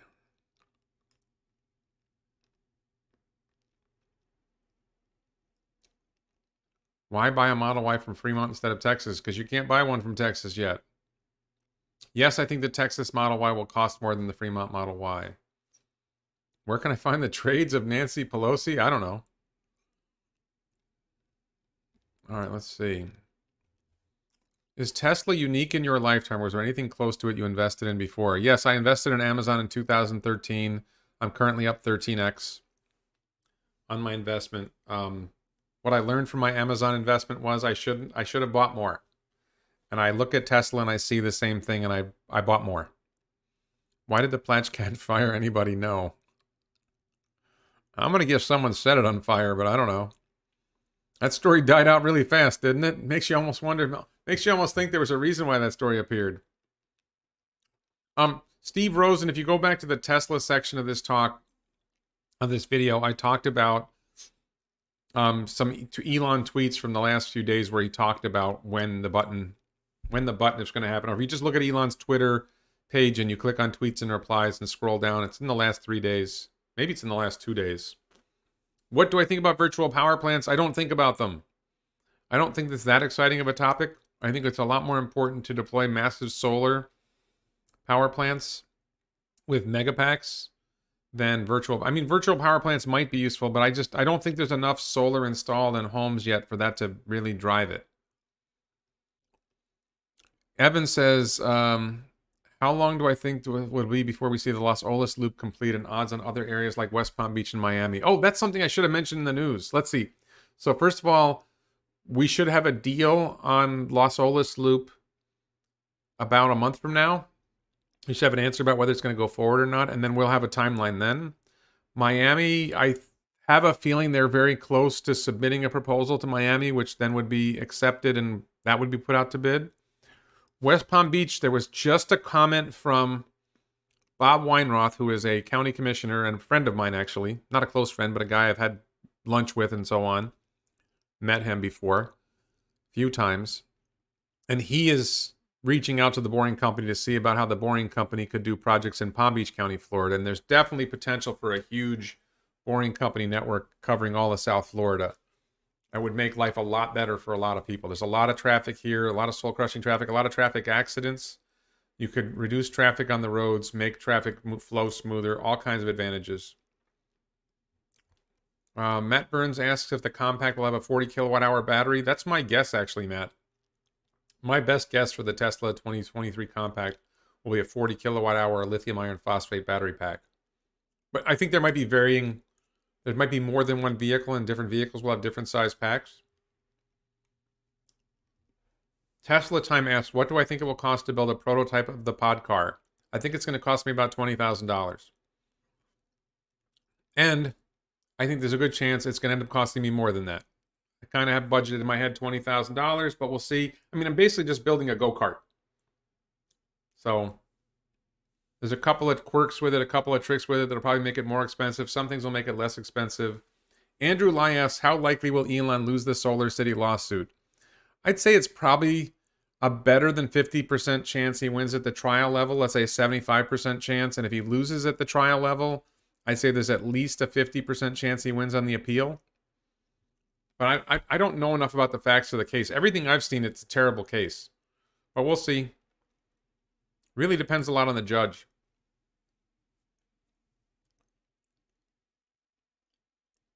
Ray Johnson says, Australia and New Zealand driving side to make a dedicated lane just for this market with Cybertruck in Texas. I don't have an opinion about Tesla making a right-hand drive version of Cybertruck. I mean, the long-run goal is to make a vehicle that doesn't matter because it drives itself.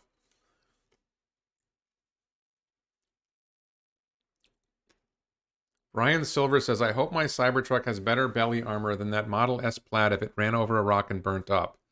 So I'm going to guess Brian is a fudster, and I'm going to hide Brian from this. I'm going to put Brian in a timeout for now. That does not seem like a credible statement. There's no evidence that any Model S Plaid ran over a rock and burnt up. That is typical lying Tesla Q nonsense. Andy Onion says, check out Hacksmith Industries half-size Cybertruck as your pod car like that. I haven't seen it, but I doubt it. Half of Cybertruck size is still way bigger than what I want to build. Once FSD and robotaxis are common, will judges be able to take more driver's licenses away? I don't think there's anything... I don't know that there's a shortage of power for judges to take driver's licenses away now, so I'm not sure why that's an issue. What do I think about Elon's new Twitter avatar with Doge and his sunglasses? I love everything Elon does, pretty much, except for my solar roof. So, I don't know. Let's see.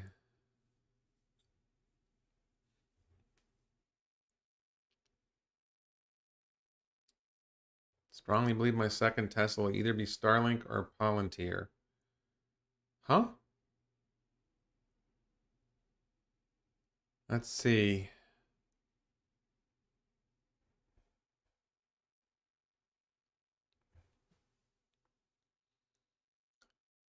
How much will the solar panel Cybertruck cover cost? My guess is a $5,000 option, but I'm only guessing, Brian. Will standard Model Y be available in the US and Canada? I think eventually we will see a standard range Model Y in the US and Canada, but I think the standard range Model Y, I think what will happen is standard range will move up to around 280 miles of range or more. I think Elon really kind of has a minimum of 300 miles in mind for the United States. Do I anticipate licensing FSD for your podcar? You are betting Tesla will do that. So, Martin, I would like to license FSD for my podcar, but I think there's a strong chance Tesla will say no. I think that Comma.ai has self-driving software that's pretty good, not as good as Tesla, and I'm hopeful that that will be better. I don't anticipate actually putting a vehicle on the road. First of all, I'm not sure I'm going to be putting a vehicle on U.S. roads at all, at least not for a long time. But we're looking 2 years down the road, 3 years down the road before we're actually shipping vehicles or putting vehicles on roads somewhere for use. And so I'm hoping that there's more FSD software options available, software and hardware options available then than there are now. I do think that my design might work with just 2 cameras. I don't know if I'm going to need 8 cameras for my design. We'll see. Maybe 4 cameras will be enough. The design is different enough that I'm not sure we're going to need that many cameras. But we'll see. I do not plan on making my own self-driving software. I could see working with someone like Comma.ai to make self-driving software. You know, one of my theories is it doesn't go in reverse, so we don't need a rear camera. Like, if the design of the vehicle is it never goes in... I'm not saying that is the design. I'm just saying, like, it's a thought. What if it just couldn't go in reverse, and then we wouldn't need a rear camera? Maybe that would make sense?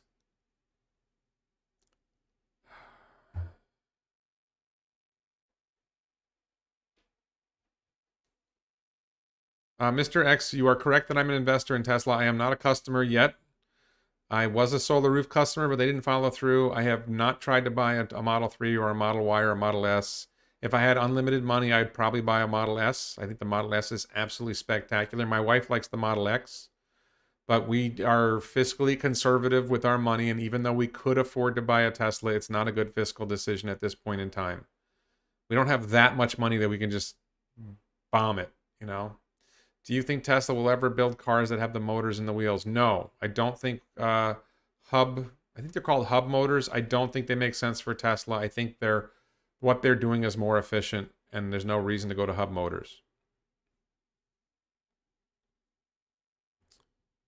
Thank you, Jarno, for your kind words. Will a cyber cart automatically drive to your golf ball? I like it. Do I think Comma or Mobileye will be second to FSD? I'm not sure. I mean, I think that second place will probably be vision only, and Comma.ai is vision only, and Mobileye is not. So, and I think there may be other solutions out there. Might be a Chinese solution comes in second too. I mean, I'm open to anything. Have you considered getting help from Drive EO regarding electric podcar engineering? They did really well in Pikes Peak. I don't know who that is. If they're not in Florida, I'm not going to be concerned about it. I think that there's getting the prototype built and then getting the fundraising or putting in my own money at some point to make that decision.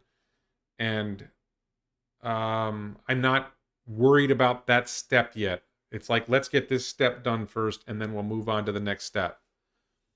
Pass-through door on Cybertruck bed under the window. I don't know whether they're going to do that or not. Warren, how are you? I got a little bit of a cough. I generally feel good. I've had plantar fasciitis for months now, and I feel like that's gotten a lot better. I had back pain for a while. I feel like that's gotten a lot better. Mostly good. Just brought my kid home from camp the other day, and yesterday, and I thought that went really well. Good kid, nice to see. Kid had a good time in camp. Let's see. Why did you say on Twitter FSD doesn't affect revenue? I didn't say it doesn't affect revenue. I said it's a small effect on revenue, and I discussed that at the begin. I discussed that at the beginning. I went right into that at the beginning of this video. So if you scroll back, actually, I think the box isn't there. If you get to the part where there's no box, you just go to the beginning of the video. I talk about it there. Will the Cyber cart drive to the 19th hole in the home? Sure. I wasn't planning on making a cyber golf cart. I don't know who got that idea. Will my pod car have four-wheel steering? No. No four-wheel steering. Definitely not. No. As simple as possible, as inexpensive as possible. Do I think Cybertruck will have rear-wheel drive? I think that single-motor Cybertruck will have rear-wheel drive. Maybe front-wheel drive. The other two vehicles will have dual motor. Dual motor and tri-motor will have all-wheel drive.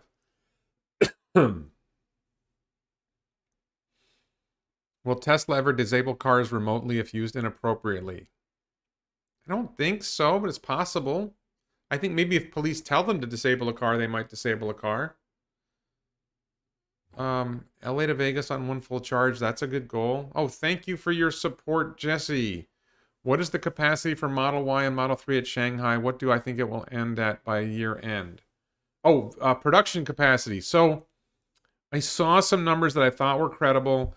That Model 3, they produced 21,000, I want to say, Model 3s at Shanghai in 1 month, and they produced 11 or 12,000 Model Ys.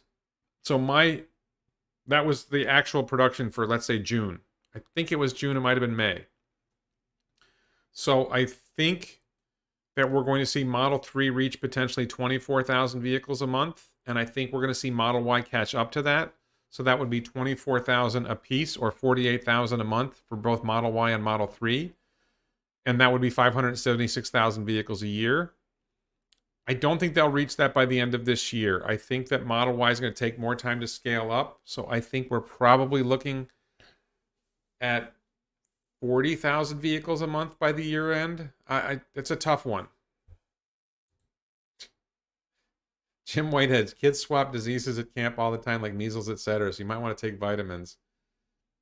I just live life. We have a big house. I hardly ever see my kid. She's like on the other side of the house. It's like I'm not even sure we're sharing the same air. Brian Silver, you are out of your timeout corner. Yes. Let's see.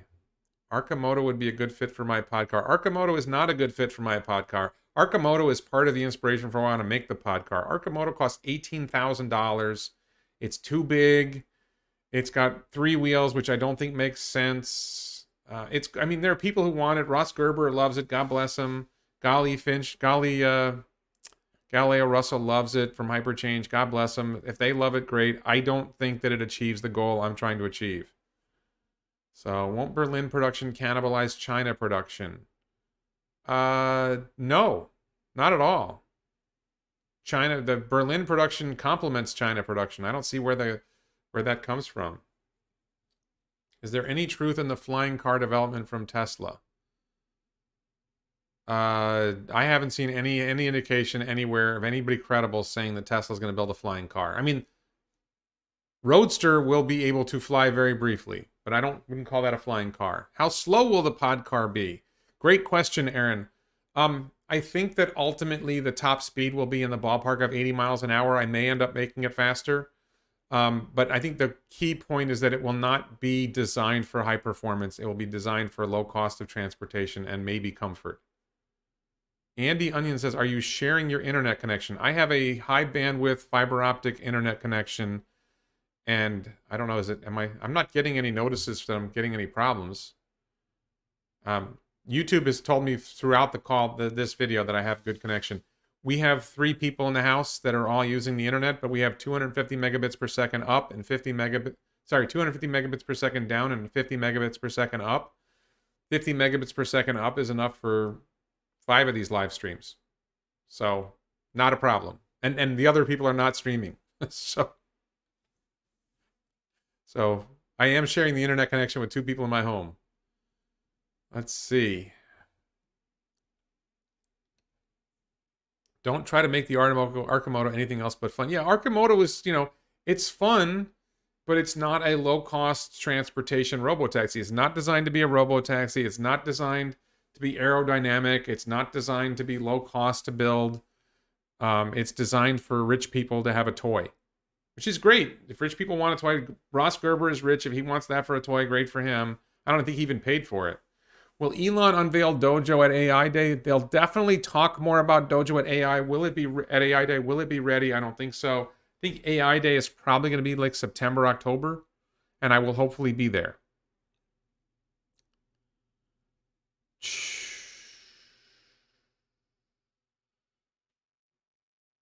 Thank you, Detra Ed.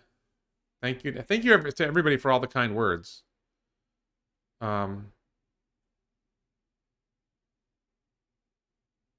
Let's see.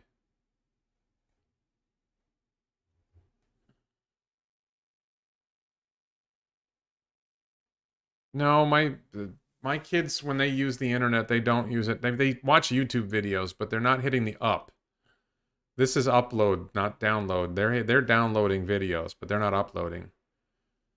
I think Arcimoto has plans to lower costs in the future, but I think they're on the upside. They're looking to get down to maybe $10,000 a vehicle, and I'm looking to get down to $2,000 a vehicle, or in my dreams, $1,000 a vehicle. Andy Onion says, wouldn't that $5,000 Wuling GM Death Trap make a good pod car? Well, it's too big. I don't think it's very efficient. It's not designed for one person. It's designed to be driven rather than designed to be self-driving.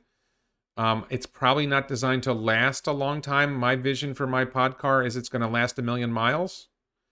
So a vehicle that's going to last 100,000 miles is you have to amortize the cost of the vehicle over a shorter number of miles, so it's hard to get the cost per mile down.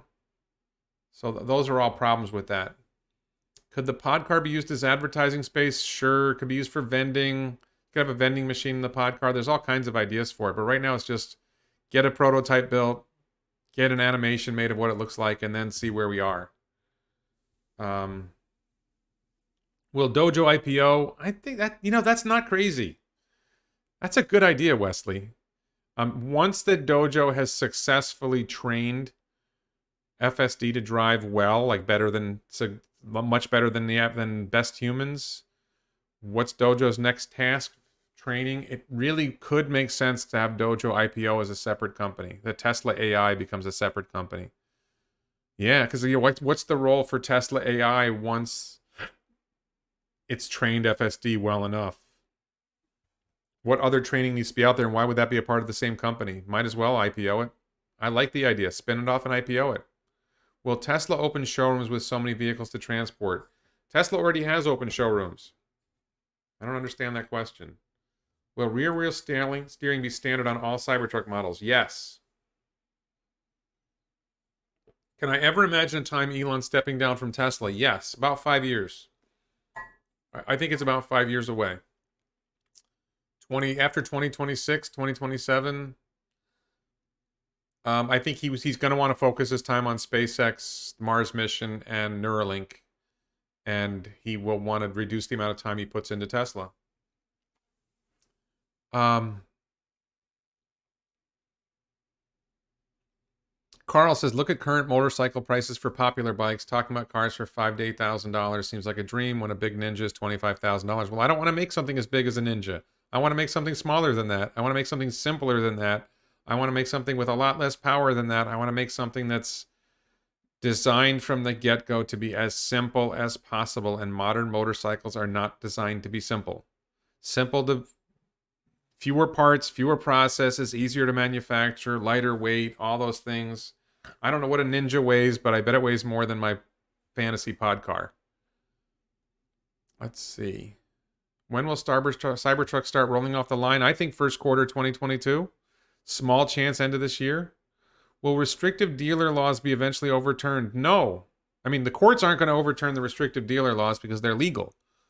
When am I retiring and going full-time on YouTube? I am already mostly retired and mostly full-time on YouTube. I'm actually thinking of, I'm probably not reducing my time on YouTube, but I'm thinking about putting significant time in, or not thinking about, I'm starting to put significant time into the single passenger podcar robotaxi, and that's going to take some time, but that will lead to YouTube videos about the single passenger podcar robotaxi.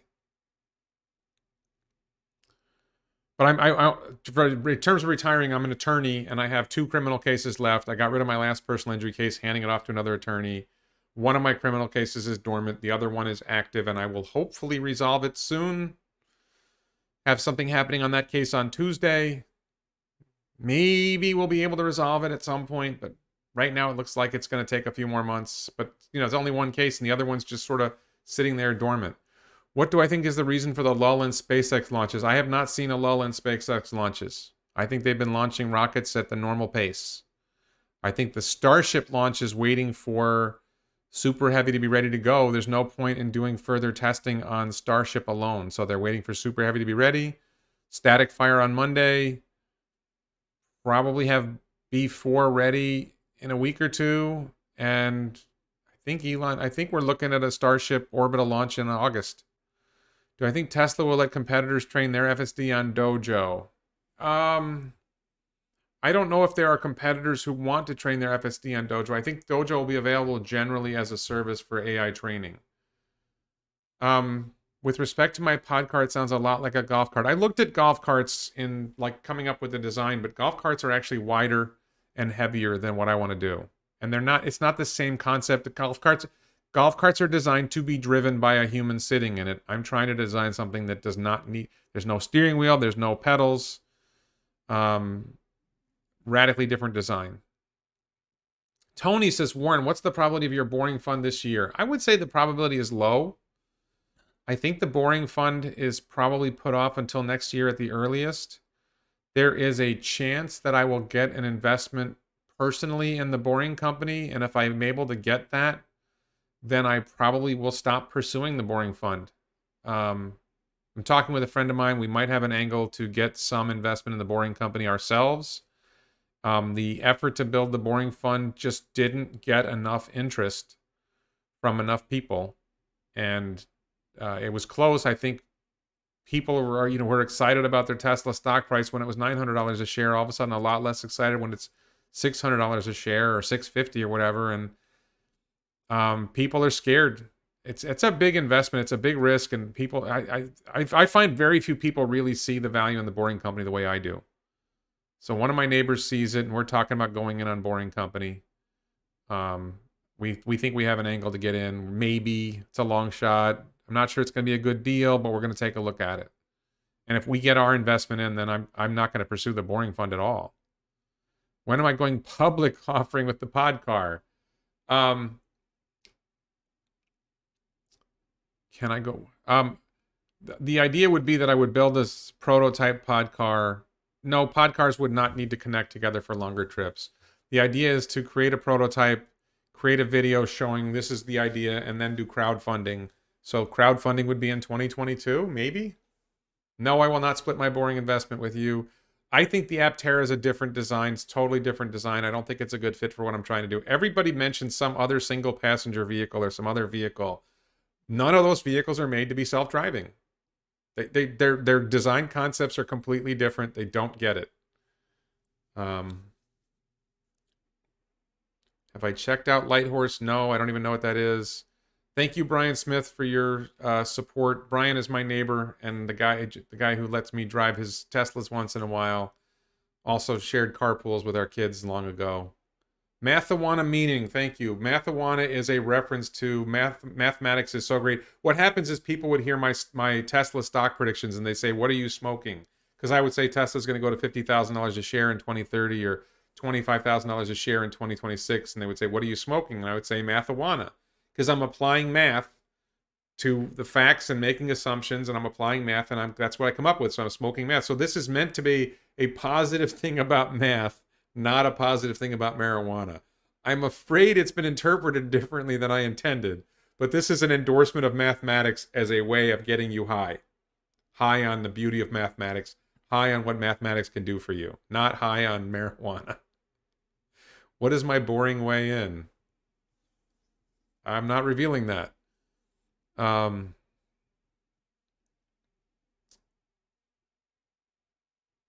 Everyone knows you SPAC before you manufacture. Well, no, I'm hoping to.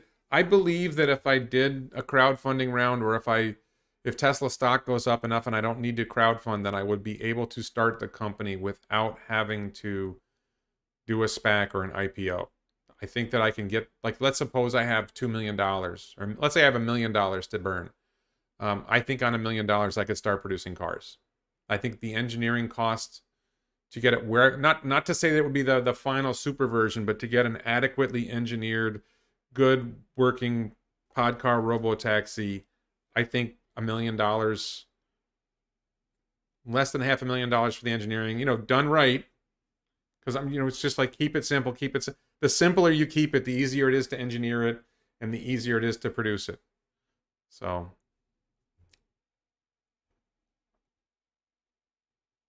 we're not supposed to be smoking during, I'm not supposed to be smoking during live streams. You can, Carl. Yes, put down the joint and get a high on math. Exactly. What do I think about the 50s style Tesla restaurants with outdoor movie screens that will be opening at various supercharger stations? I think that supercharger stations, I think if you look at gas stations, and particularly chains like Wawa and Buc-ee's, there's this, people have figured out that if you get people to come to your gas station and offer a store or other thing to do next to it, you will get a lot of business. Now, the advantage of that for supercharger stations is the cars are going to be charging for 20 to 30 minutes, so people have more time than they have at a gas station.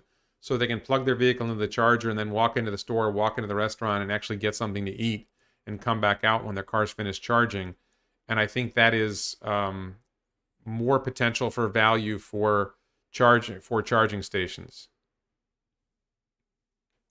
John Judge says a podcar with FSD for less than $2,000 is absolutely absurd. The podcar would be $2,000. The FSD would cost more. I'm not expecting to get full self-driving included in the car for $2,000. I agree with you that that's not likely to happen. I mean, Comma.ai is about $1,000.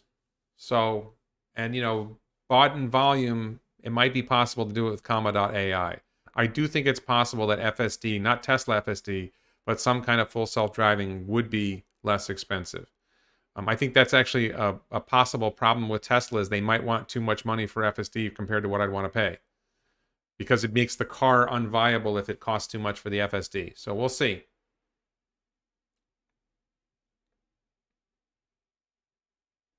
Do I think Tesla will make an ICE car battery? No. Do hot chicks hang out at Tesla superchargers? I've heard that. I've heard that, I think Manic Marge has been seen at a supercharger. She's a hot chick. Tesla Twitter, Tesla women are hot. Oh, they're all hot. To ask your question posted on Dave Lee's Twitter status, will Tesla profits rise faster than revenue? My answer is yes. Tesla profits, I discussed that in my recent video about Tesla 2022. I went in depth on that. Yeah, Mark Plot, Comma.ai, Frederick, you just pay for the hardware and the software is a free download. I think that what would have to happen is I would have to work with Comma.ai and pay them something to get an improved version, but we'll see. And there's a theory that Comma.ai is going to fail. I don't know. Tesla should stop selling FSD and go all in on subscription. Will you crash test the podcar? Not the prototype. I think if we get to the point, I mean, the idea, one of the fundamental ideas of the podcar is to put it in situations where it won't crash. And, I think whatever we do, it's going to be safer than a motorcycle. Will Starlink be integrated with the Cybertruck? No. So the podcar would be a business and the customer would hire it for mobility purposes as opposed to buying one, correct? Yes, that's the idea. That I'm not planning on selling the podcar. I'm planning on building my own fleet of podcars and operating them as robotaxis in certain markets. If somebody wants to buy it, I would talk about it.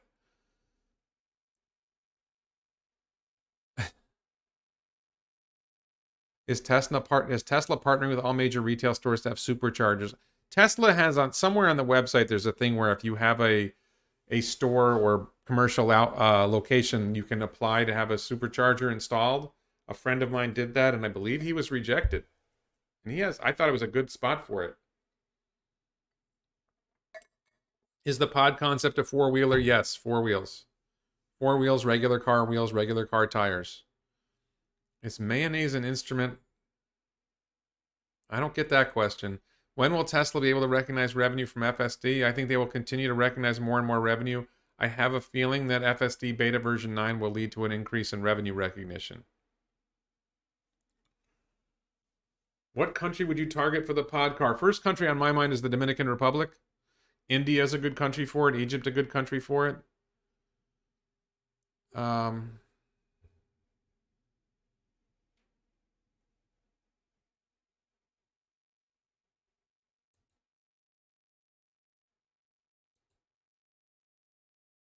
Let's see. Can battery production keep up with future demand? No. No, battery production cannot keep up with future demand. Battery production will continue to race to try to keep up and fail. Does the Biden plan to build charging stations hurt Tesla? No. First of all, I'm not sure there is a Biden plan to build charging stations. I think there's Biden talk about supporting charging stations. It's all talk until they do something, and if they do something, Teslas will be able to charge there too. Will the Cybertruck prices increase for those who pre-ordered? I think it's possible. I definitely think it's possible that we'll see an increase on Cybertruck pricing. $5,000 maybe. I'm just guessing. They raised prices on Solar Roof when I didn't think they would do that. So, would it be simpler with only 3 wheels? I don't think it's simpler. I don't understand. I believe the reason that people go to 3 wheels is because it's easier to get permission to drive on United States roads with a 3-wheel vehicle because it's considered a motorcycle, where a 4-wheel vehicle for some reason is not considered a motorcycle. But I'm not planning on this vehicle driving on U.S. roads in the short term or even long term. Aaron asks if the podcar will have air conditioning. The prototype will not. The initial prototype vehicle will not have air conditioning, will not have heating, will not have air conditioning, will not have anything for battery management either, for controlling the battery. None of that. No. Simple as possible. Target market, probably places where people are not used to having air conditioning in their vehicles. How would my podcar compare to the smart car? It would be a lot smaller, and it would be designed for 1 person, not 4 people or 2 people. And it would not be designed to be driven by a human sitting in the car. Will the Cybertruck come with a new battery? Cybertruck is supposed to have 4680 cells from everything I've seen. I predicted that the single motor Cybertruck would not have 4680 cells, but I'm not sure. Does the $25,000 car include FSD? No, no way. Is the motor brushless? I haven't figured out the motor yet on the podcar. I've looked at a bunch of different motors, and I think the prototype podcar will have an inexpensive motor. The engineered future podcar will have the most efficient motor possible, with price, keeping price of the vehicle in mind. Thoughts on Xpeng's P5? I don't know anything about Xpeng's P5. Sandy Monroe does not say that Elon lies a lot. I have not seen him say that. That's unlikely. Any thoughts on Cyberlander? I think Cyberlander looks like a great animation. Hard to believe that they'll be able to do it, and also takes up all the space in the bed of the truck, meaning you can't use the bed. So I don't love Cyberlander. For me, it's not what I want to do. And I think it sounds very expensive, but I'm not sure. LFP batteries for the podcar? Probably. At least for the prototype. I'm uncertain about the engineered version for the future because weight's going to matter, so LFP tends to be heavier. But I think there's a really good chance I'll just stick with LFP. When do I expect the first prototype? Will it have the bent metal appearance of a Cybertruck or smoother lines of, say, the Y? Not going to look anything like Cybertruck. It's not going to look anything like Model Y. I expect the first prototype by the end of this year. Yeah, no, prototypes are easy. Absolutely. This is an easy thing. The next level is going to be much harder.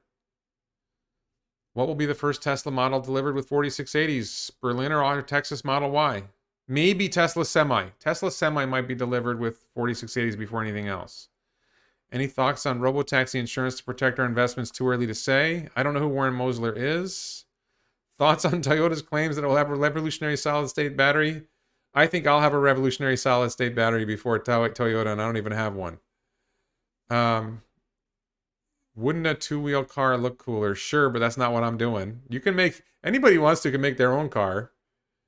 I'm not making that. Do I have any more interviews lined up? I have an interview that I already did with Eliana Sheriff, who calls herself Starlink Girl. So I have to edit that, and that's probably going to be appear early this week. I don't have any other... Oh, I think I might be doing a conversation with Alex from E4 Electric on Thursday. When does Tesla stop selling cars? When how many times you asked me that, Matt? Do I think they will make a smaller version of Cybertruck? Probably.